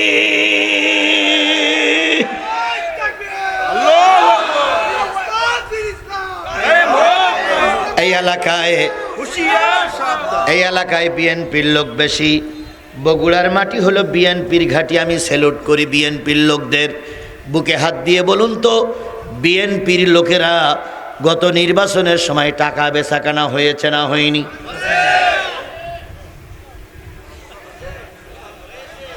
বিএনপির লোকেরা গত নির্বাচনে টাকায় বেচাকেনা হয়েছে না হয়নি? এমনকি সহসভাপতি জাতীয় কি বলে দল গঠনের পর থেকে তিনিও বিরাট টাকায় বিক্রি হয়ে গেছে। কথা বলেন ঠিক না ঠিক? তাহলে বিএনপির নেতাকর্মী জাতীয় সংসদের নির্বাচনে টাকায় বেচাকেনা হয়েছে, জাতীয় পার্টির লোক বেচাকেনা হয়েছে না হয়নি? হয়েছে। চরমনায় হুজুরির হাত পাকা, তিনিও কিন্তু কখনো সরকারের পক্ষে ছিল, কখনো বিপক্ষে ছিল। কথা বলেন ঠিক না বেঠিক? তাহলে সবাই টাকার কাছে বিক্রি হয়ে গেছে। একটা দল, একটা সংগঠন নেতাদের ফাঁসির কাস্টে ঝুলাইছে, কিন্তু টাকায় বিক্রি হয়নি। কথা কি ঠিক? কথা কি ঠিক? সে দলের নামটা নাই, আমি নাই বললাম, কিন্তু একটা দল টাকায় বিক্রি হয়নি। কথা বলেন ঠিক না ঠিক? আল্লামা সাঈদীর যখন ফাঁসির কাস্টে নিয়ে যায়, আল্লামা সাঈদীর যখন মৃত্যুর রায় হয়, আল্লামা সাঈদীর যখন মারার পরিকল্পনা হয়, শেখ হাসিনা দূত পাঠাই দিয়ে বলেছিলেন, হুজুর আপনি ইসলামী দল থেকে বেরিয়ে আসেন, যা চাবেন তাই দেব, আপনাকে দেশের রাষ্ট্রপতি বানিয়ে দেব, আপনাকে দেশের এই দেব সেই দেব। আল্লামা সাঈদী বলেছিলেন, এই প্রস্তাবটা দেওয়ার সাহস তুমি পেলে কোথায়? এর নাম বাঘের বাচ্চা, এর নাম বাঘের বাচ্চা। তুমি আমার কাছে এই প্রস্তাবটা দেওয়ার সাহস পেলে কোথায়? তোমাকে এই সাহস কে দিল যে আমি দল পরিবর্তন করব? শেখ হাসিনা হুঙ্কার দিয়ে বলল, আপনাকে কিন্তু মেরে দেওয়া হবে। আল্লামা সাঈদী বলেন, একবার নয়, দুইবার নয়, তিনবার নয়, যতবার জীবিত হব ততবারই মরতে পারি, কিন্তু তোমার মতন ফেরাউনির বাচ্চার কাছে আমি মাথা নত করতে রাজি না, রাজি না, রাজি না। মামুনুল হক একটা ওয়াজ করেছে, শুনেছেন নিশ্চয় আপনারা। উনি বলেছেন, এক গ্লাস পানি নাও, সেই পানিতে মোরা ফেরাউন যেখানে আছে ওই ফেরাউনের এনে পানিতে গোলো, 7 দিন পর দেখবা পানির একটা কালার হয়েছে। এই 7 দিন পরে আবার নমরুদ্দিন নিয়ে এসো, যে কবরে আছে সেখান থেকে তুলে নিয়ে এসে ওই পানির ভিতরে গোলো, গোলার পরে আরেকটা রং হবে। তাহলে কয় নেতার গলা হইল? এরপরে বলতেছে কারুনির তুলে নেছো, ওই পানির ভিতরে গোলো। এরপরে আব্দুল্লাহ বিন উবাই ইবনে সুলুল যে কবরে আছে ওখান থেকে তুলে আনো, তুলে আনার পরে এই পানির ভিতরে গোলো। 4 নেতারে এক পানির ভিতরে গুললি, ওই পানির যে কালার হবে, ওই পানি যদি কোনো মাকে খাওয়ানো হয়, সেই মায়ের পেটের থেকে যদি কোনো মেয়ে সন্তান জন্ম নেয়, সেটাই হলো বাংলাদেশের শেখ হাসিনা, শেখ হাসিনা, শেখ হাসিনা।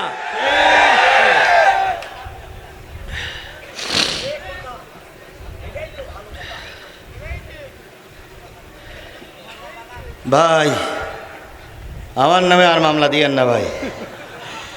যদি এই কথা শুনে কারো রাগ হয়, তাহলে মামলাটা কার নামে দিতে হবে? মামুনুল হকের বিরুদ্ধে। কারণ মামুনুল হকের কথা আমি রিলে করলাম। বিএনপি, জাতীয় বিএনপি, জামাতের লোক সবাই জানে মামুনুল হকের কথাটা 100% সত্য। এত বড় হিটলার, এত বড় রক্ত পিপাসু, এত বড় হায়না, এত বড় জঙ্গি, এত বড় সন্ত্রাসী বাংলার ইতিহাসে আর পৃথিবীতে কেউ দেখিনি। কথা বলেন ঠিক না ঠিক? সকল রেকর্ড ভঙ্গ করেছে এই শেখ হাসিনা, সকল রেকর্ড ভেঙে ফেলেছে এই শেখ হাসিনা। এ কলঙ্কিত মায়ের কলঙ্কিত সন্তান, এই নেতৃত্ব দানকারীদের জন্য সবচেয়ে কলঙ্কিত কলঙ্কিত কলঙ্কিত।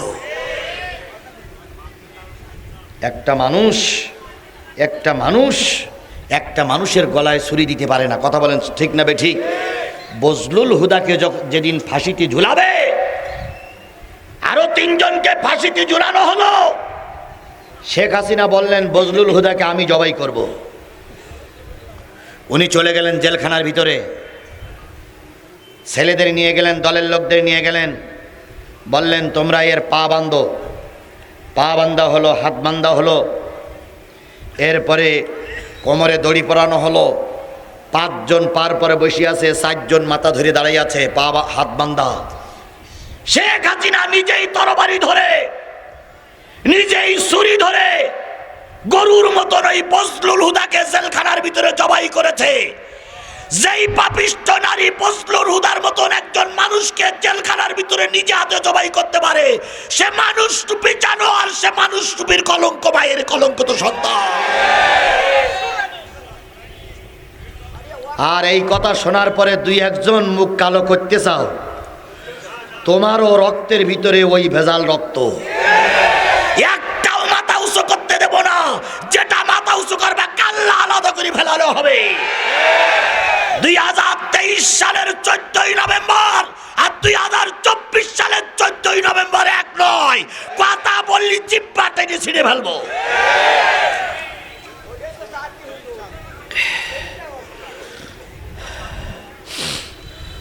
হয় বোঝোতে বোঝো, আর না বুঝলে আপা যে পথে গেছে তুমিও সেই পথে চলে যাও।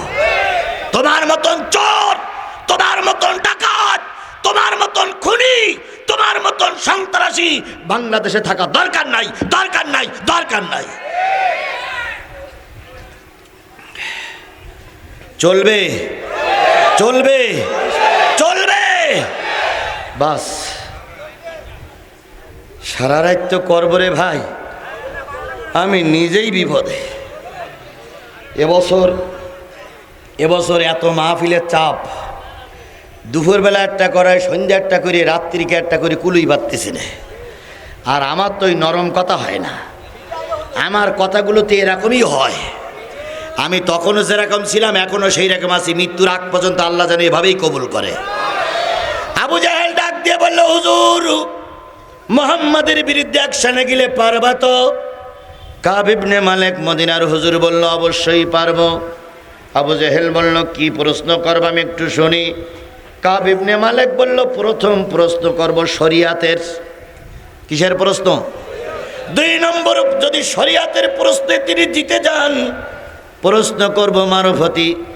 মারফতির প্রশ্নে যদি তিনি উদ্ধার হয়ে যান, প্রশ্ন করব আধ্যাত্মিক। 3টে প্রশ্নের যে কোনো একটা প্রশ্নে তিনি ধরা খেয়ে যাবেন। আর সেই সময় আপনারা এখন আমাকে 3 বস্তা টাকা দিয়ে যান, আর যদি জিতে যাই 4 বস্তা টাকা আপনারা আমাকে দেবেন। আবু জেহেল বলতেছে, যদি জিততে না পারো 3 বস্তা টাকা কি তুমি ফেরত দেবে? কাব ইবনে মালিক বলতেছে, পৃথিবীতে কেউ আমার সামনে জিততে পারেনি, আর মুহাম্মাদও জিততে পারবে না। এটাই হলো বড় অহংকার।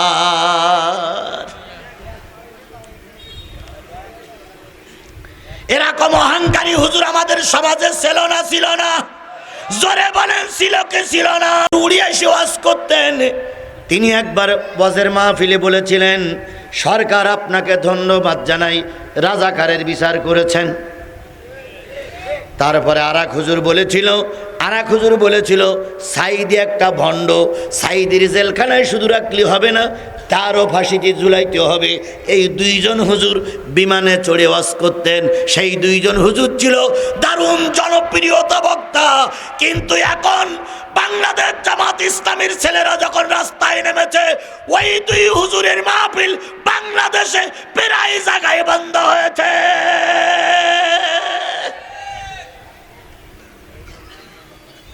কাব ইবনে মালিক বলতেছে, আমার সামনে বহাস করে পারবে এমন কোনো লোক নাই। নেতারা খুশি হয়ে গেল। বাবা 3 বস্তা টাকা বাইনা দিয়ে গেলাম, 4 বস্তা টাকা জিতলেই পাওয়া যাবে। সবাই হাত তালি দিতে দিতে চলে আসলো। এবার হুজুর দিয়ে হুজুর মারা হবে, এবার কওমি হুজুর দিয়ে আলিয়া হুজুর মারা হবে, আলিয়ার হুজুর দিয়ে কওমি হুজুর মারা হবে। এই রেশম এখনো আমাদের সমাজেই চলছে। আপনি হুজুর, আমিও হুজুর, আমরা কি ভাই ভাই? কথা বলেন ঠিক না বেঠিক? আপনি মসজিদের ইমাম, আমি মসজিদের ইমাম, তুমি আর আমি একই জাতের ভাই ভাই। তোমার দোষ যদি পরিলক্ষিত হয়, আমার দোষ যদি পরিলক্ষিত হয়, দোষগুলো এক জায়গায় বসে সংশোধন করো, কারোর সামনে কারোর হে প্রতিপন্ন করো না। আলেমে আলেমে বিভেদে এখন জালেমে জালেমে দোস্তি, আলেমে আলেমে বিভেদে এখন জালেমে জালেমে দোস্তি, পথের ঠিকানা জানা নাই কারো, কে কোথায় পাবে স্বস্তি। আলেমে আলেমে বিভেদে এখন জালেমে জালেমে দোস্তি, পথের ঠিকানা জানা নাই কারো, কে কোথায় পাবে স্বস্তি। নির্ধারিত সময় আসলো, মক্কায় একটা আনন্দর বন্যা বয়ে যাচ্ছে। এবার মোহাম্মদ শেষ, মোহাম্মদ শেষ, মোহাম্মদ শেষ। জামাতের নেতৃবৃন্দকে যখন ফাঁসিতে ঝুলাইছিল, আবু জেহেলদের মতন এই বর্তমান যুগের আবু জেহেলেরা যারা চলে গেছে, এরাও আনন্দ করেছিল। অনেক হুজুররা আনন্দ মিছিল বের করেছিল। কথা বলেন ঠিক না ঠিক? অনেক হুজুররা টুপি মাথায় দিয়ে বগুড়ার সাত মাথায় স্লোগান দিয়েছিল, আল্লামা সাঈদীর ফাঁসি চাই, আল্লামা সাঈদীর ফাঁসি চাই। সে হুজুররা এই এলাকায় এখনো আছে, এখনো আছে, এখনো আছে। আমি কি কথাটা বাড়াই বললাম? এ আমার জাতি কথা কি বাড়াই বলতেছি? তাদেরকে আমরা সবাই চিনে রেখেছি। কথা বলেন ঠিক না ঠিক? মিষ্টি বন্ধ খেয়েছি। ইয়েস ইয়েস ইয়েস, এরা মিষ্টি বিতরণ করেছে। কাব ইবনে মালিক আসবে, আবু জেহেল বাহিনী ঢোল তাবলা বাজাইতে শুরু করলো। নবীজি কিছুই বুঝতে পারে না। নির্ধারিত সময় আসলো, 50,000 লিটল বাহিনী জোগাড় করা হলো। মোহাম্মদকে ঠকাইয়ে দেবে, সঙ্গে সঙ্গে 50,000 লোক তাকে মেরে ফেলবে। এটাই হলো ওদের ট্রাইব্যুনাল। ভাই, আমি কি মোনাজাত করে দেব? করব? তাহলে 2-1 উঠলে হবে না ভাই? সবাই আমার ভাই। কথা বলেন ঠিক না ঠিক? বিএনপি আমার ভাই, জামাত আমার ভাই, তাবলিগ আমার ভাই, সরবনাই আমার ভাই, হেফাজত আমার ভাই। কারণ সবাই আমরা কিওয়ালা? টুপিওয়ালা। সবাই আমরা নামাজি। কথা বলেন ঠিক না ঠিক? একই মসজিদে নামাজ পড়ি, একই জেলায় বসবাস করি। আমার শত্রু নেই, শত্রু সেই লোক যে কোরআনের শত্রু। সুতরাং আপনারা এখানে যারা বসে আছেন সবাই আমার ভাই নয়? আমি আপনার ভাই নয়? তাহলে এক ভাইকে বিপদে ফেলাই যদি আপনি চলে যান, আপনি কিসের ভাই? কাব ইবনে মালিক আসবে 14ই রবিউল আউয়াল, ভরা পূর্ণিমার রাতে। আবু জেহেল বাহিনী 50,000 লিটল বাহিনী এক জায়গায় করলো। সূরা কমারেই যাচ্ছি, 50,000 লিটল বাহিনী এক জায়গায় করে তেল মাখালো আর বলল, মোহাম্মদকে আজকে ঠকানো হবে, পিটাই মেরে ফেলবা, কারোর কোনো দোষ হবে না, জো হুকুম জাহাবানা। 50,000 লোক আসবে। সুন্দর মঞ্চ তৈরি করা হলো। মঞ্চে 2টো চেয়ার দেওয়া হলো। একজন হলো প্রধান বক্তার জন্য, আর একটা হলো ওই মাহফিলের সভাপতির জন্য। বলুন তো, প্রধান বক্তা আসতেছে মদিনার থেকে কয় বস্তা টাকা চুক্তি হয়েছে? 7 বস্তা। আর ওই মাহফিলের যিনি সভাপতি, তার নাম কি? আবু জেহেল। আমরাও বগুড়ার মাটিতে দেখতাম ওলামা লীগের লোকদেরকে বায়না করে নিয়ে আসতো, আর আওয়ামী লীগের লোকেরা সেই মাহফিলের সভাপতি হয়ে বসে থাকতো। লোক হয়তো 30 জন। লোক হয়তো কয়জন? 30 জন।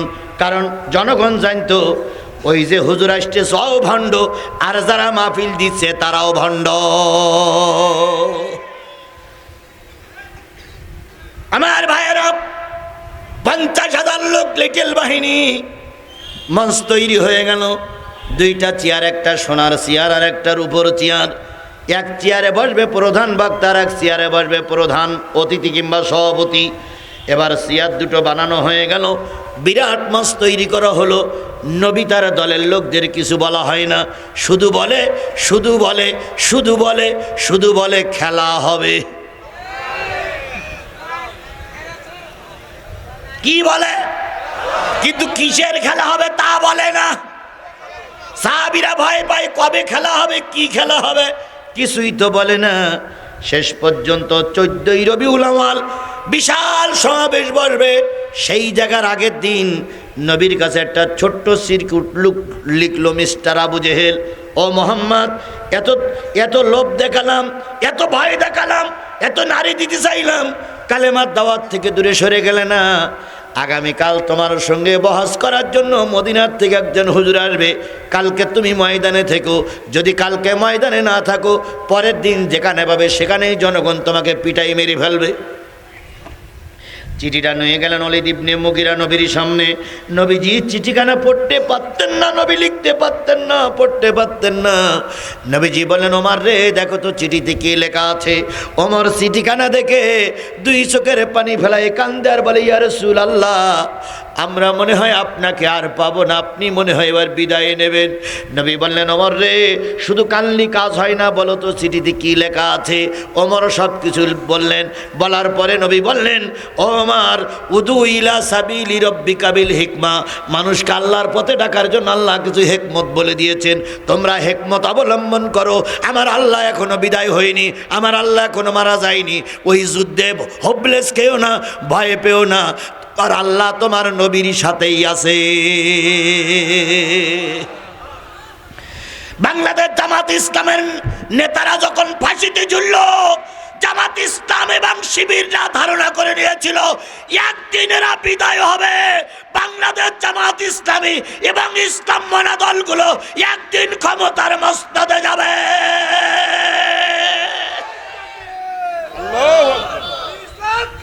সেই সময় এখন আমাদের হাতছানি দিয়ে ডাকতেছে, কথা বলেন ঠিক না বে ঠিক? এই সময়টা আমরা অবহেলা করলে চলবে না, এই সময়টাকে অবশ্যই কাজে লাগানো লাগবে। নবীজি বলেন, ওমর, কয়জন আমরা মুসলমান? ইয়া রাসূলুল্লাহ, আপনি বাদে আমরা 40 জন। আপনি বাদে? নবীজি বললেন, 2 জন করে কাতারবদ্ধ হও। আগামীকাল সন্ধ্যার আগেই 20টা জায়গায় 2 জন করে বসে পড়বা। ওরা থাকবে কয় হাজার, আর তোমরা থাকবা 40 জন। 20 জায়গার থেকে দাঁড়িয়ে বলবা, অন্যায় কোনো বিচার আমরা মানি না। তোমরা লোক কয়জন? কয় জায়গার থেকে দাঁড়িয়ে বলবা। আর আবু জেহেল আর ওই বড় হুজুর মঞ্চে বসে বসে চিন্তা করবে, এ লোক তো সব মোহাম্মদের দলে।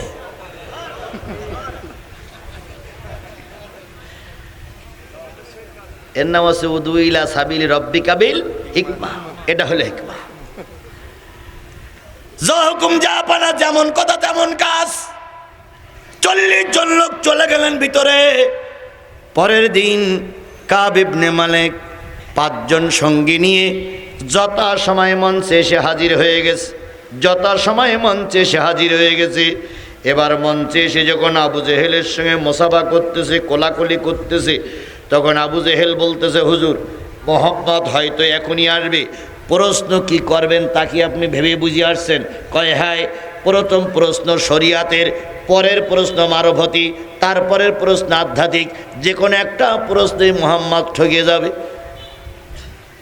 আবু জেহেল বলতে, মোহাম্মদ সম্পর্কে আপনার কোনো ধারণা আছে? তো বলতেছে, কেন?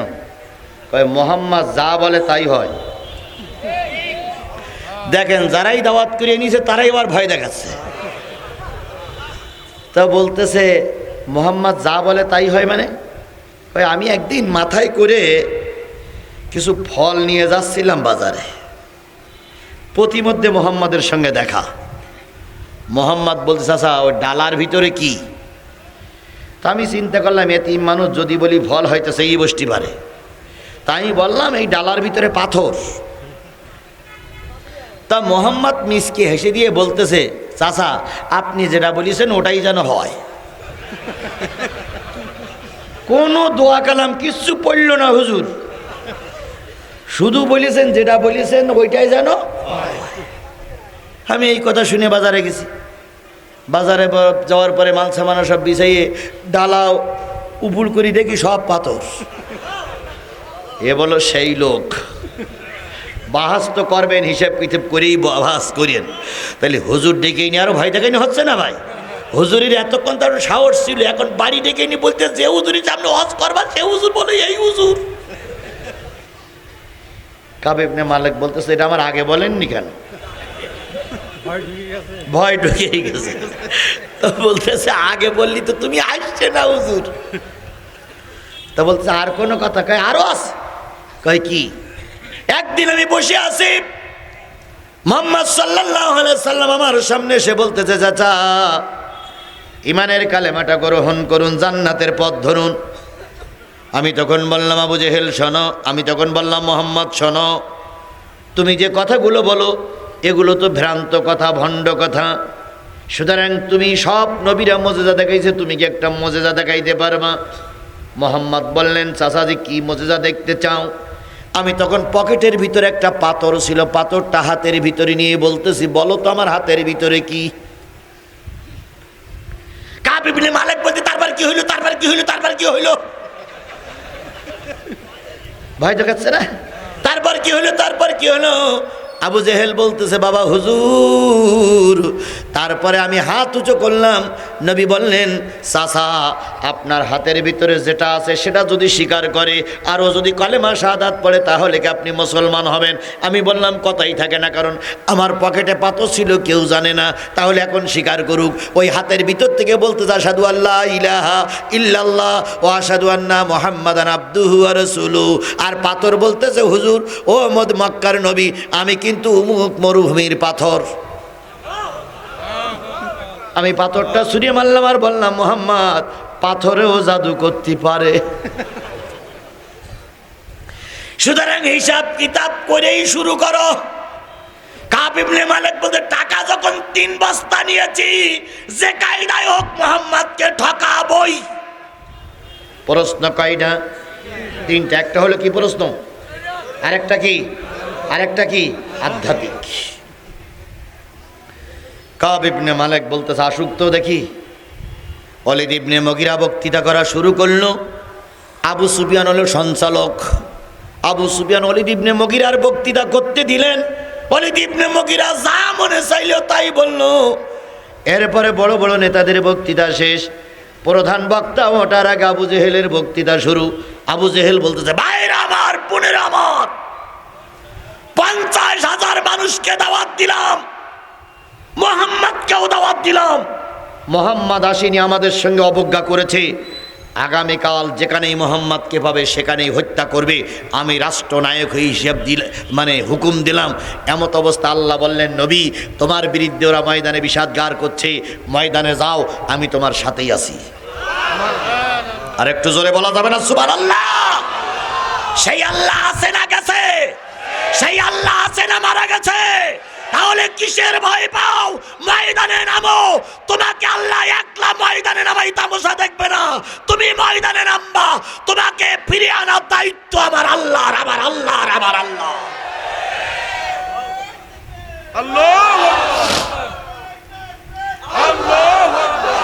আজকে এখানে যারা বসে আছেন, বুকে হাত দিয়ে বলুন তো, দুলু সাহেব মঞ্চের থেকে কথা বলে নেমে গেলেন, আর তার বাহিনীকে বললেন, জিহাদি যদি আজকে রাজনীতির কথা বলে, জিহাদির মঞ্চের থেকে নামাইয়ে দেবা। আমি তখন দুলু সাহেবের সামনেই বসা ছিলাম। উনি মঞ্চে বসে বক্তৃতা করছে, আমি আপনাদের মতন কাতারে বসা। শীতকাল ছিল, মুখ ঢেকে রেখেছে, কেউ চিনতে পারতেছে না। উনি চলে গেলেন। এবার কর্তৃপক্ষ বললেন, প্রধান বক্তা আশেপাশে কোথায় আছে, আমাদের সঙ্গে যোগাযোগ হচ্ছে, উনি পাশেই আছে, কিন্তু আমাদের সঙ্গে দেখা করিনি, উনি অল্পক্ষণের ভিতরেই মঞ্চে আসবে। আমি কাউকে দেখা করিনি। আমি ওইখান থেকে মাফলার পরে মঞ্চে উঠে যাই না, মাফলার খুলেছি, জনগণ বুঝলো হুজুর এসে গেছে। আমি সেদিন 2 ঘন্টা 15 মিনিট কথা বলেছিলাম। মঞ্চে দাঁড়িয়ে চ্যালেঞ্জ করেছিলাম, বাপের বেটা থাকলে জিহাদির সঙ্গে মোকাবেলা করতে এসো, দেখি তুমি কোন মায়ের দুধ খেয়েছো আর আমি কোন মায়ের দুধ খেয়েছি। ওরা ক্ষমতায় ছিল, তারপরে কেউ মোকাবেলা করার জন্য আসেনি, সাহস পাইনি। কথা বলেন ঠিক না ঠিক? আর এখন সবকটা পালিয়েছে। এখন আমার সঙ্গে না ইসলামের সঙ্গে মোকাবেলা করার মতন কোনো শক্তি এলাকায় নেই। কথা বলেন ঠিক না ঠিক? সুতরাং এখন মুখ বুজে থাকার প্রশ্নই ওঠে না। আল্লাহর নবী, আল্লাহ বললেন মুহাম্মদ ময়দানে যা। ওরা একা একাই ময়দান দখল করে নিল। আল্লাহর নবী পূর্ণিমার চাঁদের রাত্রিতে 14ই রবিউল আওয়ালে চাঁদের রাত্রিতে একখান সাদা রুমাল মাথায় দিয়ে আস্তে আস্তে করে হাঁটি হাঁটি পা পা করে কাবার উত্তর সত্তর দিয়ে আবু কুবাস পাহাড়ের পাদদেশের দিকে আসতেছে। আবু জেহেল মাথা উঁচু করে বলতেছে, আবু সুফিয়ান কে আসে? আবু সুফিয়ান বলতেছে, মুহাম্মাদই আসতেছে। আবু জেহেল বলতেছে, আসার চাইতে না আসাই ভালো ছিল। আবু সুফিয়ান বলতেছে, বস করার জন্য 7 বস্তা টাকা দিয়ে হুজুর আনলে, এখন বলতেছে না আসাই ভালো ছিল। আবু জেহেল বলতেছে, যে হুজুর ভাড়া করে নিয়ে আসছি, আমার বিশ্বাস আমাদের মুহাম্মাদের কাছে এ হুজুর পারবে না, আমাদের মুহাম্মাদেই জিতে যাবে। তাহলে ওরাও জানতো মুহাম্মদ সত্য নবী। কথা বলেন ঠিক না ঠিক? আজকে বাংলাদেশের সব মানুষ জানে, সচিব জানে, কেয়ারটেকার সরকারের প্রধান যিনি তিনিও জানে, শেখ হাসিনা জানে, বাংলাদেশের জানে না, জানে না, জানে না, জানে না। একদল হুজুরকে যুদ্ধ অপরাধীর মামলা দিয়েছ, ধর্ষণের মামলা দিয়েছ, কিন্তু ওই হুজুরদের নামে গোটা তোমরা দিতে পারোনি। এর নাম ইসলাম, এর নাম ইসলাম, এর নাম ইসলাম।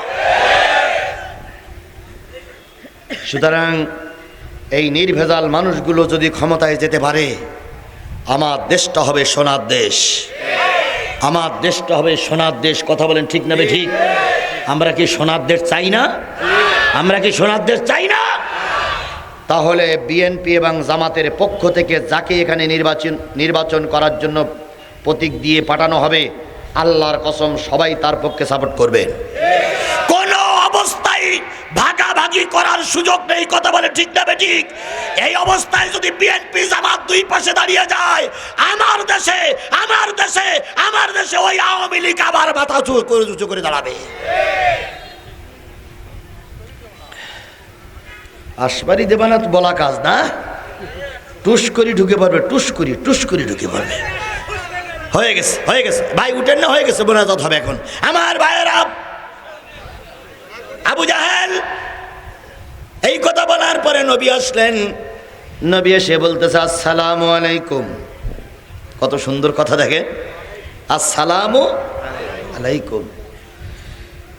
আবু জেহেল প্রধান বক্তার গায়ে ঠেস লাগাই বলতেছে, ঘুমাচ্ছেন? মুহাম্মদ হাজির। কেতাবে আসছে, বুখারীর হাদিস, কাব ইবনে মালিক যিনি কয় বস্তা টাকায় চুক্তি করে এসেছেন, উনি মুহাম্মাদের মাথার থেকে পাত থেকে মাথা পর্যন্ত একবার তাকিয়ে 2 চোখের পানি ফেলায় কাঁদতেছে আর বলতেছে, আল্লাহ, আমি এতক্ষণ যা শুনেছি ভুল, এই লোক কখনো ভণ্ড বা প্রতারক হতে পারে না। এনার চেহারা দেখে বলে দিচ্ছে ইনি একজন আল্লাহর নবী, আল্লাহর নবী, আল্লাহর নবী।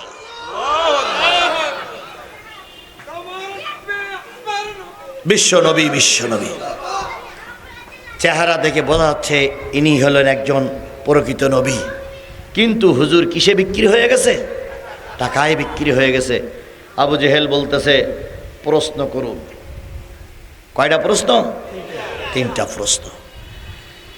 কাব ইবনে মালিক বলতেছে, আপনার নাম মুহাম্মদ, পিতার নাম আব্দুল্লাহ, দাদার নাম আব্দুল মুত্তালিব, কোন জন্মে? কুরাইশ বংশে। আপনি কি নিজেকে নবী বলে দাবি করতেছেন? কাব ইবনে মালিকের প্রশ্ন। আল্লাহ নবী বললেন, আমি নিজেকে নবী বলে দাবি করি না, আল্লাহ আমাকে নবুয়াত দিয়েই পাঠিয়েছে। ভদ্রলোকের প্রশ্নের উত্তরগুলো এরকমই হয়। মা কানা মুহাম্মাদুন আবা আহাদিম মির রিজালিকুম ওয়ালাকিন রাসূলুল্লাহি ওয়া খাতামান নাবিয়্যিন। আল্লাহ নবী বললেন, আমি নবীর দাবিদার নই, আমাকে কি বানিয়ে পাঠিয়েছে? নবী বানিয়ে পাঠিয়েছেন কে? কাব ইবনে মালিক বললেন, ভাই মুসা আলাইহিস সালাম ছিলেন আল্লাহর পয়গম্বর, ইব্রাহিম ছিলেন আল্লাহর পয়গম্বর।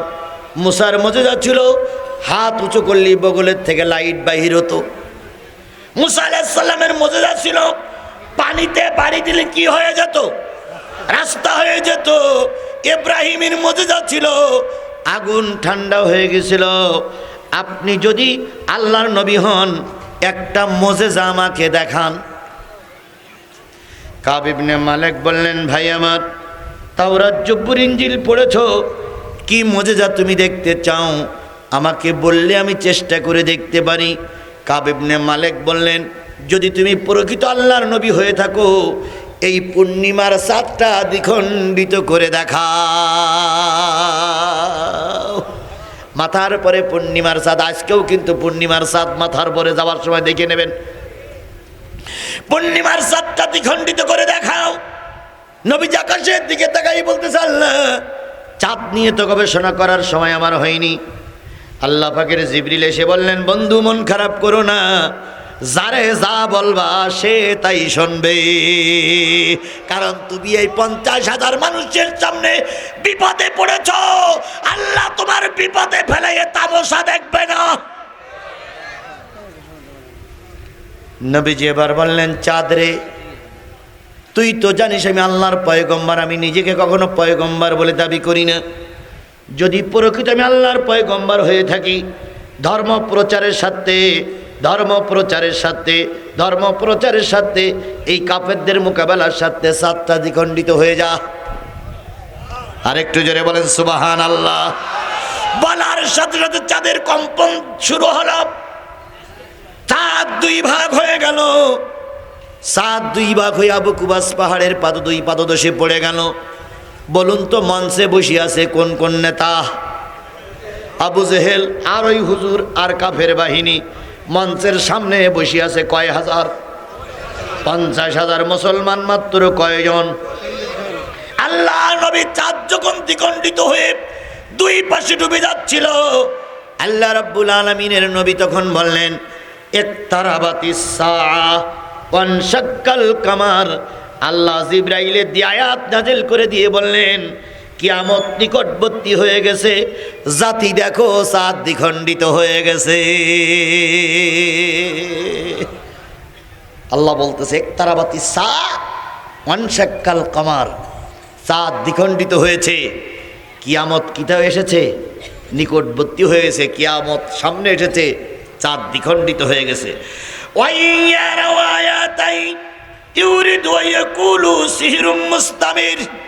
যখন চাঁদ দ্বিখণ্ডিত হয়ে যায়, নবী বললেন, আবু বকর দেখো, ওমর দেখো, ওয়ালিদ ইবনে মুগিরা দেখো, চাচা আবু সুফিয়ান দেখো, কুরাইশ বংশের লোকেরা দেখো, আল্লাহ পাক আমাকে কি বড় মুজিজা দিয়েছে। আমার হাতের ইশারায় চাঁদটা দ্বিখণ্ডিত হয়ে পাহাড়ের 2 পাদদেশে পড়ে গেছে। দেখো দেখো দেখো দেখো দেখো। নবীজি খুশি বলতে, দেখো চাঁদ দ্বিখণ্ডিত হয়ে গেল। সামনে আছে কয় হাজার? কোনো লাইটের ব্যবস্থা সেদিন ছিল না। চাঁদের আলোয় ওরা সমাবেশ করতেছিল। পূর্ণিমার চাঁদটা যখন অন্ধকার হয়ে গেল, অবশ্য ফিরে আসলো। ওই 50,000 লোকের সাথে ছিল লাঠি। তারা এখন লাঠি উঁচু করে বলতেছে, ও আবু জেহেল, চাঁদ জাগায় লাগা। যদি চাঁদ আর 15 মিনিট অন্ধকার করে থাকে, যে লাঠি নিয়ে এসেছিলাম মুহাম্মাদের বিপক্ষে ব্যবহার করার জন্য, সেই লাঠি কিন্তু এখন তোমার বিপক্ষে ব্যবহার হবে। শেখ হাসিনা রহমাতুল্লাহ আলাইহি, শেখ মুজিবুর খলিফাতুল্লাহ আলাইহি, এদের জাতিদের যে উপহার দিয়েছে, ওই জাতির আওয়ামী লীগের নেতা কর্মীরা বলতেছে আমরা না খেয়ে থাকবো, তবুও শেখ হাসিনা যেন আর ফিরে না আসে।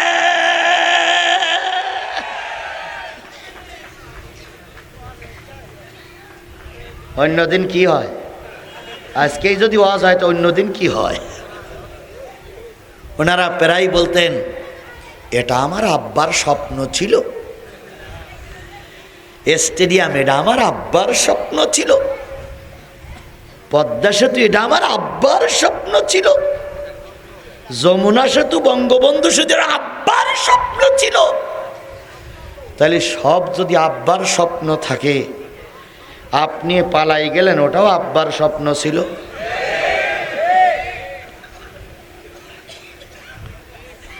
জাতির পিতা জাতির বাবা মুজিব বাবা স্বপ্ন ডেকে কয়, দেশটা তো আমার একা অন্য কারো নয়। মাগো দেশটা তো আমার একা অন্য কারো নয়।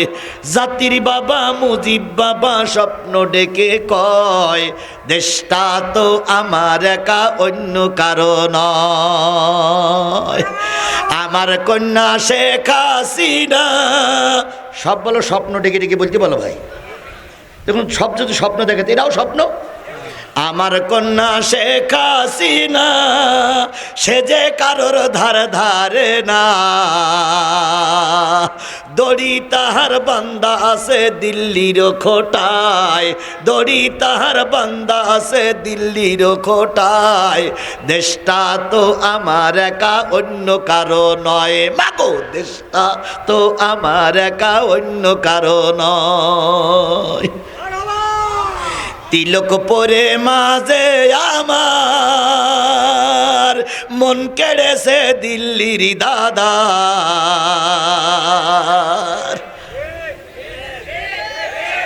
কথা বলেন কথা বলেন। সিঁদুর পরে মাঝে আমার মন কেড়েছে দিল্লির দাদার। সেই আশীর্বাদে মাঝে আমার থাকবে ক্ষমতায়, আশীর্বাদে মাঝে আমার থাকবে ক্ষমতায়। দেশটা তো আমার একা অন্য কারো নয়। মাগো দেশটা তো আমার একা অন্য কারো নয়।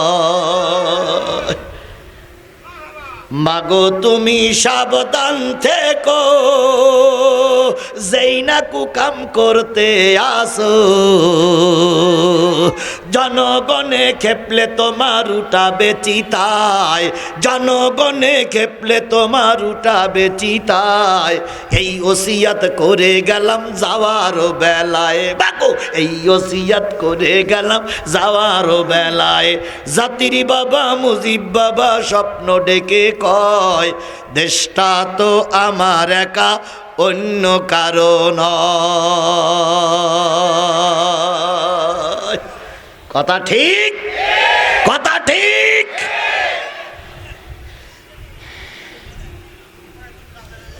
আচ্ছা হইল আমার ভাইয়েরা, যে জিনিসটা বুঝাতে চাচ্ছিলাম সেটা হলো কয় হাজার মানুষ মুজিজা দেখার পরে নবীজি যখন বললেন এরাও দেখো কি সুন্দর মুজিজা, সবাই দেখলো। কাফেরেরা বলল সিহিরুম মুস্তামির, ও আল্লাহ এতদিন দেখতাম দুনিয়ায় জাদু চলে, এখন দেখি চাঁদেও জাদু চলতেছে। 50,000 লোক বলছে আবু জেহেল চাঁদ জায়গায় লাগা। আবু জেহেল নিচে যেই বলিতে ভাতিজা গর্জন শুনিয়েছাও ভাতিজা, 50,000 লোক বলতে চাঁদ জায়গায় লাগা। তো ওখানে আমার কোনো ক্ষমতাই নাই। ভাতিজা তুই আমার মারির থেকে বাঁচা ভাতিজা, আমি কথা দিচ্ছি তোর পায়ে ধরে আমি কালকেই মুসলমান হয়ে যাব। ফান্দে পড়িয়া বগা কান্দে রে।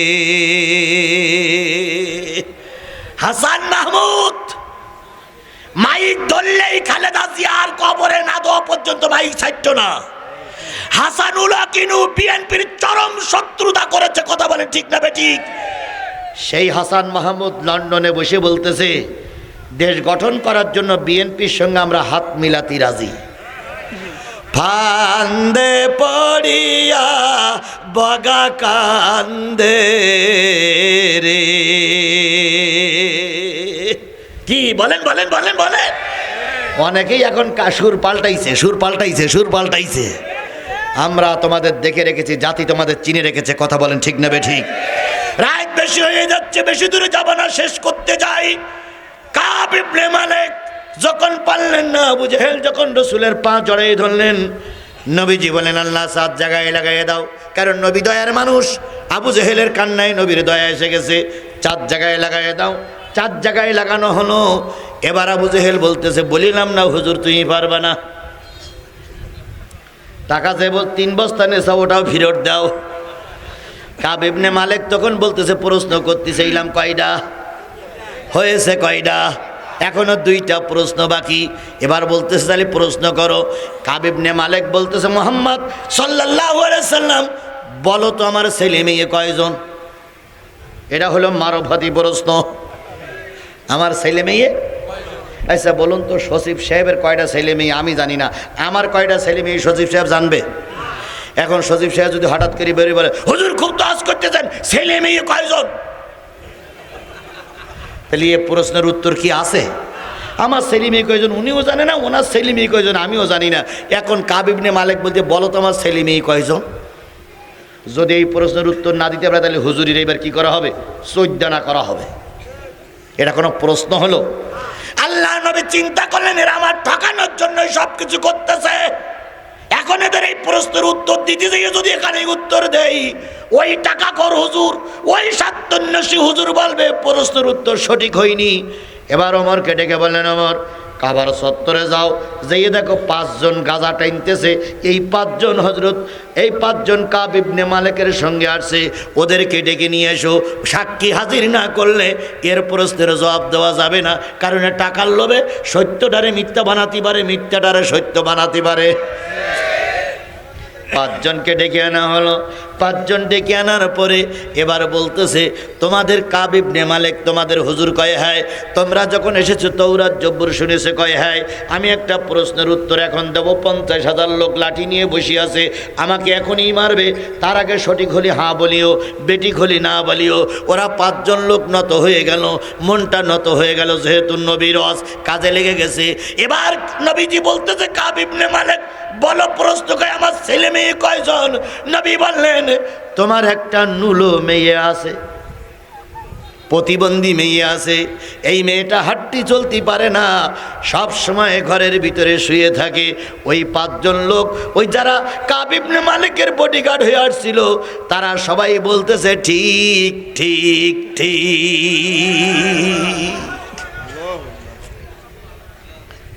কাব ইবনে মালিক বলতেছে, যারা আমার বডিগার্ড তারাই বলতেছে ঠিক ঠিক ঠিক। আবু জেহেল বলতেছে, আমি বলিলাম পারবে না, তুমি যে পারবে না তোমার চেহারা দেখেই বোঝা গেছিল। কাব ইবনে মালিক বলতে, প্রশ্ন এখন একটা বাকি আছে। সেইটা কি প্রশ্ন? আধ্যাত্মিক। আমার 4 বস্তা টাকা আপনারা দেবেন প্রশ্নের উত্তর যদি না দিতে পারে। কয় ঠিক। কাব ইবনে মালিক বলতেছে, শেষ প্রশ্ন। নবী বললেন ঠিক। কাব ইবনে মালিক বলতেছে, আমি যখন এই 5 জন বডিগার্ড নিয়ে আসতেছিলাম, তখন আমার স্ত্রী আমাকে গেটের সামনে ডাকলেন যে কেউ যেন না আসে, তুমি একা এসো। আমি ঘরের ভিতরে চলে গেলাম। স্ত্রী স্পেশাল কামরায় আমাকে নিয়ে শোয়ালেন, সমস্ত দরজা জানলা বন্ধ করে দিলেন। আমার কানের কাছে মুখটা লাগায়ে আমার স্ত্রী আমার কানে কানে কি বলেছিল, ওটা যদি তুমি বলতে পারো আমি জানবো তুমি সত্য নবী। চিন্তা করেন কতটা নির্যাতন আমার নবীকে পেতে হয়েছে। কথা বলেন ঠিক না ঠিক? এবার কাব ইবনে মালিকের প্রশ্ন শুনে বলতেছে, বাইরে আগের 2টো প্রশ্নের উত্তর শুনে তুই যদি বুঝিস আমি সঠিক কথা বলেছি, আমার 3 নম্বর প্রশ্নের উত্তর হলো, স্ত্রী তোমাকে ঘরের ভিতরে ডেকে কানের কাছে মুখ লাগাইয়ে বলেছে, স্বামী তাওরাত আমাকে শুনিয়েছ, জব্বুর আমাকে শুনিয়েছ, ইঞ্জিল আমাকে শুনিয়েছ, সব কেতাবাদি শুনি আমি যা বুঝেছি, তুমি যে লোকটার সঙ্গে বহস করতে যাচ্ছ উনি আল্লাহর পয়গম্বর, উনি হলেন শেষ জামানার নবী। সুতরাং যদি সব প্রশ্নের পরে যদি তোমার ধারণা আসে উনি শেষ নবী, নবীদের দোয়া আল্লাহ ফিরাইয়া দেয় না।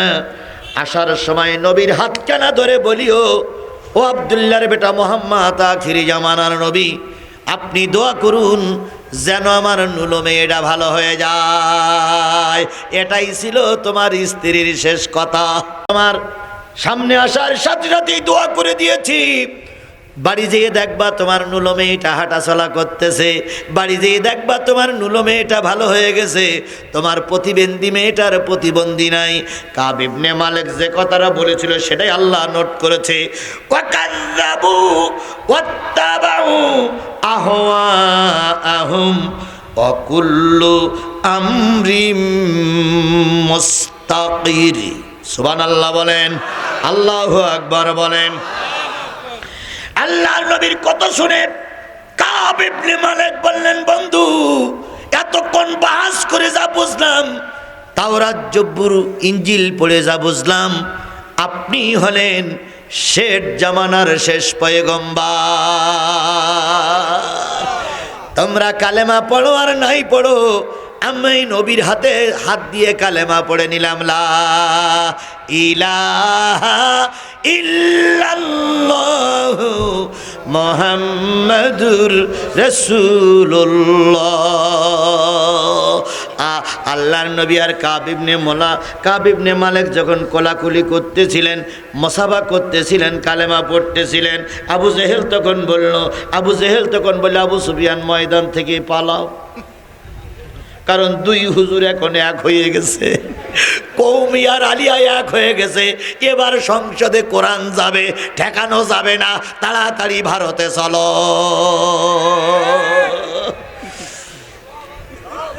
মেলে মেলে মেলে মেলে আল্লাহ রাব্বুল আলামিন ওই কথাটাই বলছো, কাযযাবু ওয়াত্তাবাউ।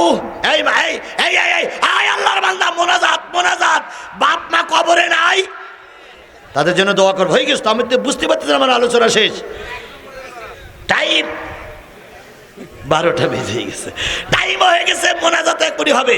আমি শুধু বলি, যখন এত কিছু বোঝার হলো, তারপরে এই আবু জেহেল বাহিনী কি ইসলাম গ্রহণ করলো? ওরা পালাই যাচ্ছিল। আল্লাহ তখন বলতেছে, ওয়াকাযযাবু ওয়াত্তাবাউ আহওয়াহুম। তারা নিজেদের নফসের খায়েশ পূরণের জন্য ময়দান থেকে চলে গেল আর বলল, কাব ইবনে মালিকও মিথ্যাবাদী, মোহাম্মদও মিথ্যাবাদী। দুইজনকে মিথ্যা কথা বলে ওরা পালাই চলে যাচ্ছে। মুসলমানদের সংখ্যা আছে কত? কয় ভাগ? 20 ভাগ। ওখান থেকে বলতেছি, ইয়া রাসূলুল্লাহ, আবু জেহেল বলো পিছনের দরজাতে পালাচ্ছে। আলী তখন দাঁড়াই বলতেছে, পালা রে পালা, জলদি পালা, নইলে তোদের গলায় জুতোর মালা। পালা রে পালা, জলদি পালা, নইলে তোদের ঘরে ঝুলবে তালা। হুজুর আসছে বাতিল তো কাঁপছে, নবী আসছে বাতিল তো কাঁপছে, এবার হবে প্রতিশোধের পালা। পালা রে পালা, জলদি পালা, নইলে তোদের গলায় জুতোর মালা। আমাদের বেলায় হয়েছে ও তাই। যাই না ইসলামপন্থীরা ক্ষমতায় আসলো, আবু জেহেলের মেয়েরা, আবু জেহেলরা পালাইয়ে চলে গেছে। কি বলে পালালো? অকুল্লু আমরি মুস্তাকির। ওরে বাপরে বাপ, ওরে বাপরে বাপ, ওরে বাপ। ওরা তখন বললো, ওরে বাপ রে বাপ, এরা সব এক হয়ে গেছে, আর থাকা যাবে না, পালা, শিগগির বিমানে স্টার্ট দে। ওরা পালাই চলে গেল। সত্যটা গ্রহণ আবু জেহেল করিনি, এরাও সত্যটা গ্রহণ করছে না। কথা বলেন ঠিক না ঠিক? সুতরাং আজকের এই মাহফিলের শেষ শিক্ষা হলো, আমরা কি সবাই কোরআনের পক্ষে থাকতে চাই? কোরআনের পক্ষে যদি আপনি থাকেন, আপনার 1 নম্বর কাজ হচ্ছে 5 ওয়াক্ত সালাত আদায় করতে হবে। যে ব্যক্তি 5 ওয়াক্ত সালাত আদায় করে না, সে যত বড় হুজুর হোক, সে আসলে মুসলমান না। তাহলে আজকের থেকে নিয়ত করব, যতদিন বেশি আছি কোরআনের ছায়াতলে থাকবো, কয়েক তো নামাজ ঠিক মতন আদায় করব। কারা কারা 5 ওয়াক্ত নামাজ আদায় করবেন বলে নিয়ত করেছেন, আল্লাহরে দেখাই দেন। জোরে একটা তাকবীর দেন, নারায়ে তাকবীর। 1 নম্বর। 2 নম্বর, যতদিন বেঁচে আছি মিথ্যা কথা বলবো না ইনশাল্লাহ। 3 নম্বর, যতদিন বেঁচে আছি কারোর আমানাতের খেয়ানাত করব না। 4 নম্বর, মেয়েদের জন্য বলি, যত মা বোন আসছেন নিয়ত করুন, অশুনলে শুধু হবে না, নিজের শরীরের হেফাজত করতে হবে। যে নারী পর্দা করে না তার ওয়াজের 1 পয়সাও দাম নাই। এই জন্য সকল মা বোনদের পায়ের পরে হাত রেখে বললাম, আপনার মতন একজন মায়ের থেকে আমাদের সচিব সাহেব জন্ম নিয়েছি, আপনার মতন একজন মায়ের পেট থেকে আমি আজিজুল ইসলাম জন্ম নিয়েছি। সুতরাং আপনার পেটটা অত্যন্ত দামি পেট মা। ওই দামি পেটটা যদি দামি করে রাখতে পারেন, আপনার পেটের থেকে সচিব জন্ম নেবে, আপনার পেটের থেকে আজিজুল হক জন্ম নেবে, আপনার পেটের থেকে মামুনুল হক জন্ম নেবে, আপনার পেটের থেকে আমির হামজা জন্ম নেবে, আপনার পেটের থেকে আব্দুল্লাহ আলামিন জন্ম নেবে, আপনার পেট থেকে আল্লামা সাইদি জন্ম নেবে। সুতরাং আপনার পেটটা ঠিক করুন, আপনি পদ্মাশীলা হন, স্বামী যে কায়দার হোক সেই কায়দার খেদমত করেন। আর নারী পুরুষ আমাদের সকলের আজকে শপথ হবে, যতদিন এই বাংলার জমিনে কোরআন দিয়ে দেশ শাসিত না হবে ততদিন পর্যন্ত ময়দান ছেড়ে ঘরে বসে থাকবো না। আজকের থেকে, এই মুহূর্তে থেকে নিয়ত করলাম, কোরআন প্রতিষ্ঠা না হওয়া পর্যন্ত 1 সেকেন্ডের জন্য ময়দান বাতিলের কাছে ছেড়ে দেব না, দেব না, দেব না, দেব না, দেব না। আল্লাহ আমাদের এই কয়টা ওয়াদার পরে টিকে থাকার তৌফিক দান করুক। আপনি, আমি, সচিব, মাওলানা সাহেব সবাই যেন এক জান্নাতের ভিতর থাকতে পারি। আল্লাহ আমাদের সবাইকে এক জান্নাতের মেহমান হিসেবে কবুল করুক। ওয়া আখিরু দাওয়ানা আনিল হামদুলিল্লাহি রাব্বিল আলামিন। সূরা ফাতিহা ইখলাস শরীফ পড়ি। বিসমিল্লাহির রহমানির রহিম, আলহামদুলিল্লাহি রাব্বিল আলামিন, আর রহমানির রহিম, মালিকি ইয়াউমিদ্দিন, ইয়্যাকা না'বুদু ওয়া ইয়্যাকা নাস্তাঈন। উঠলে হবে না, দোয়া হবে। গায়রিল মাগদুবি আলাইহিম ওয়ালাদ-দাল্লিন। কুল হুয়াল্লাহু আহাদ, আল্লাহুস সামাদ, লাম ইয়ালিদ ওয়া লাম ইউলাদ ওয়া লাম ইয়াকুল লাহু কুফুয়ান আহাদ।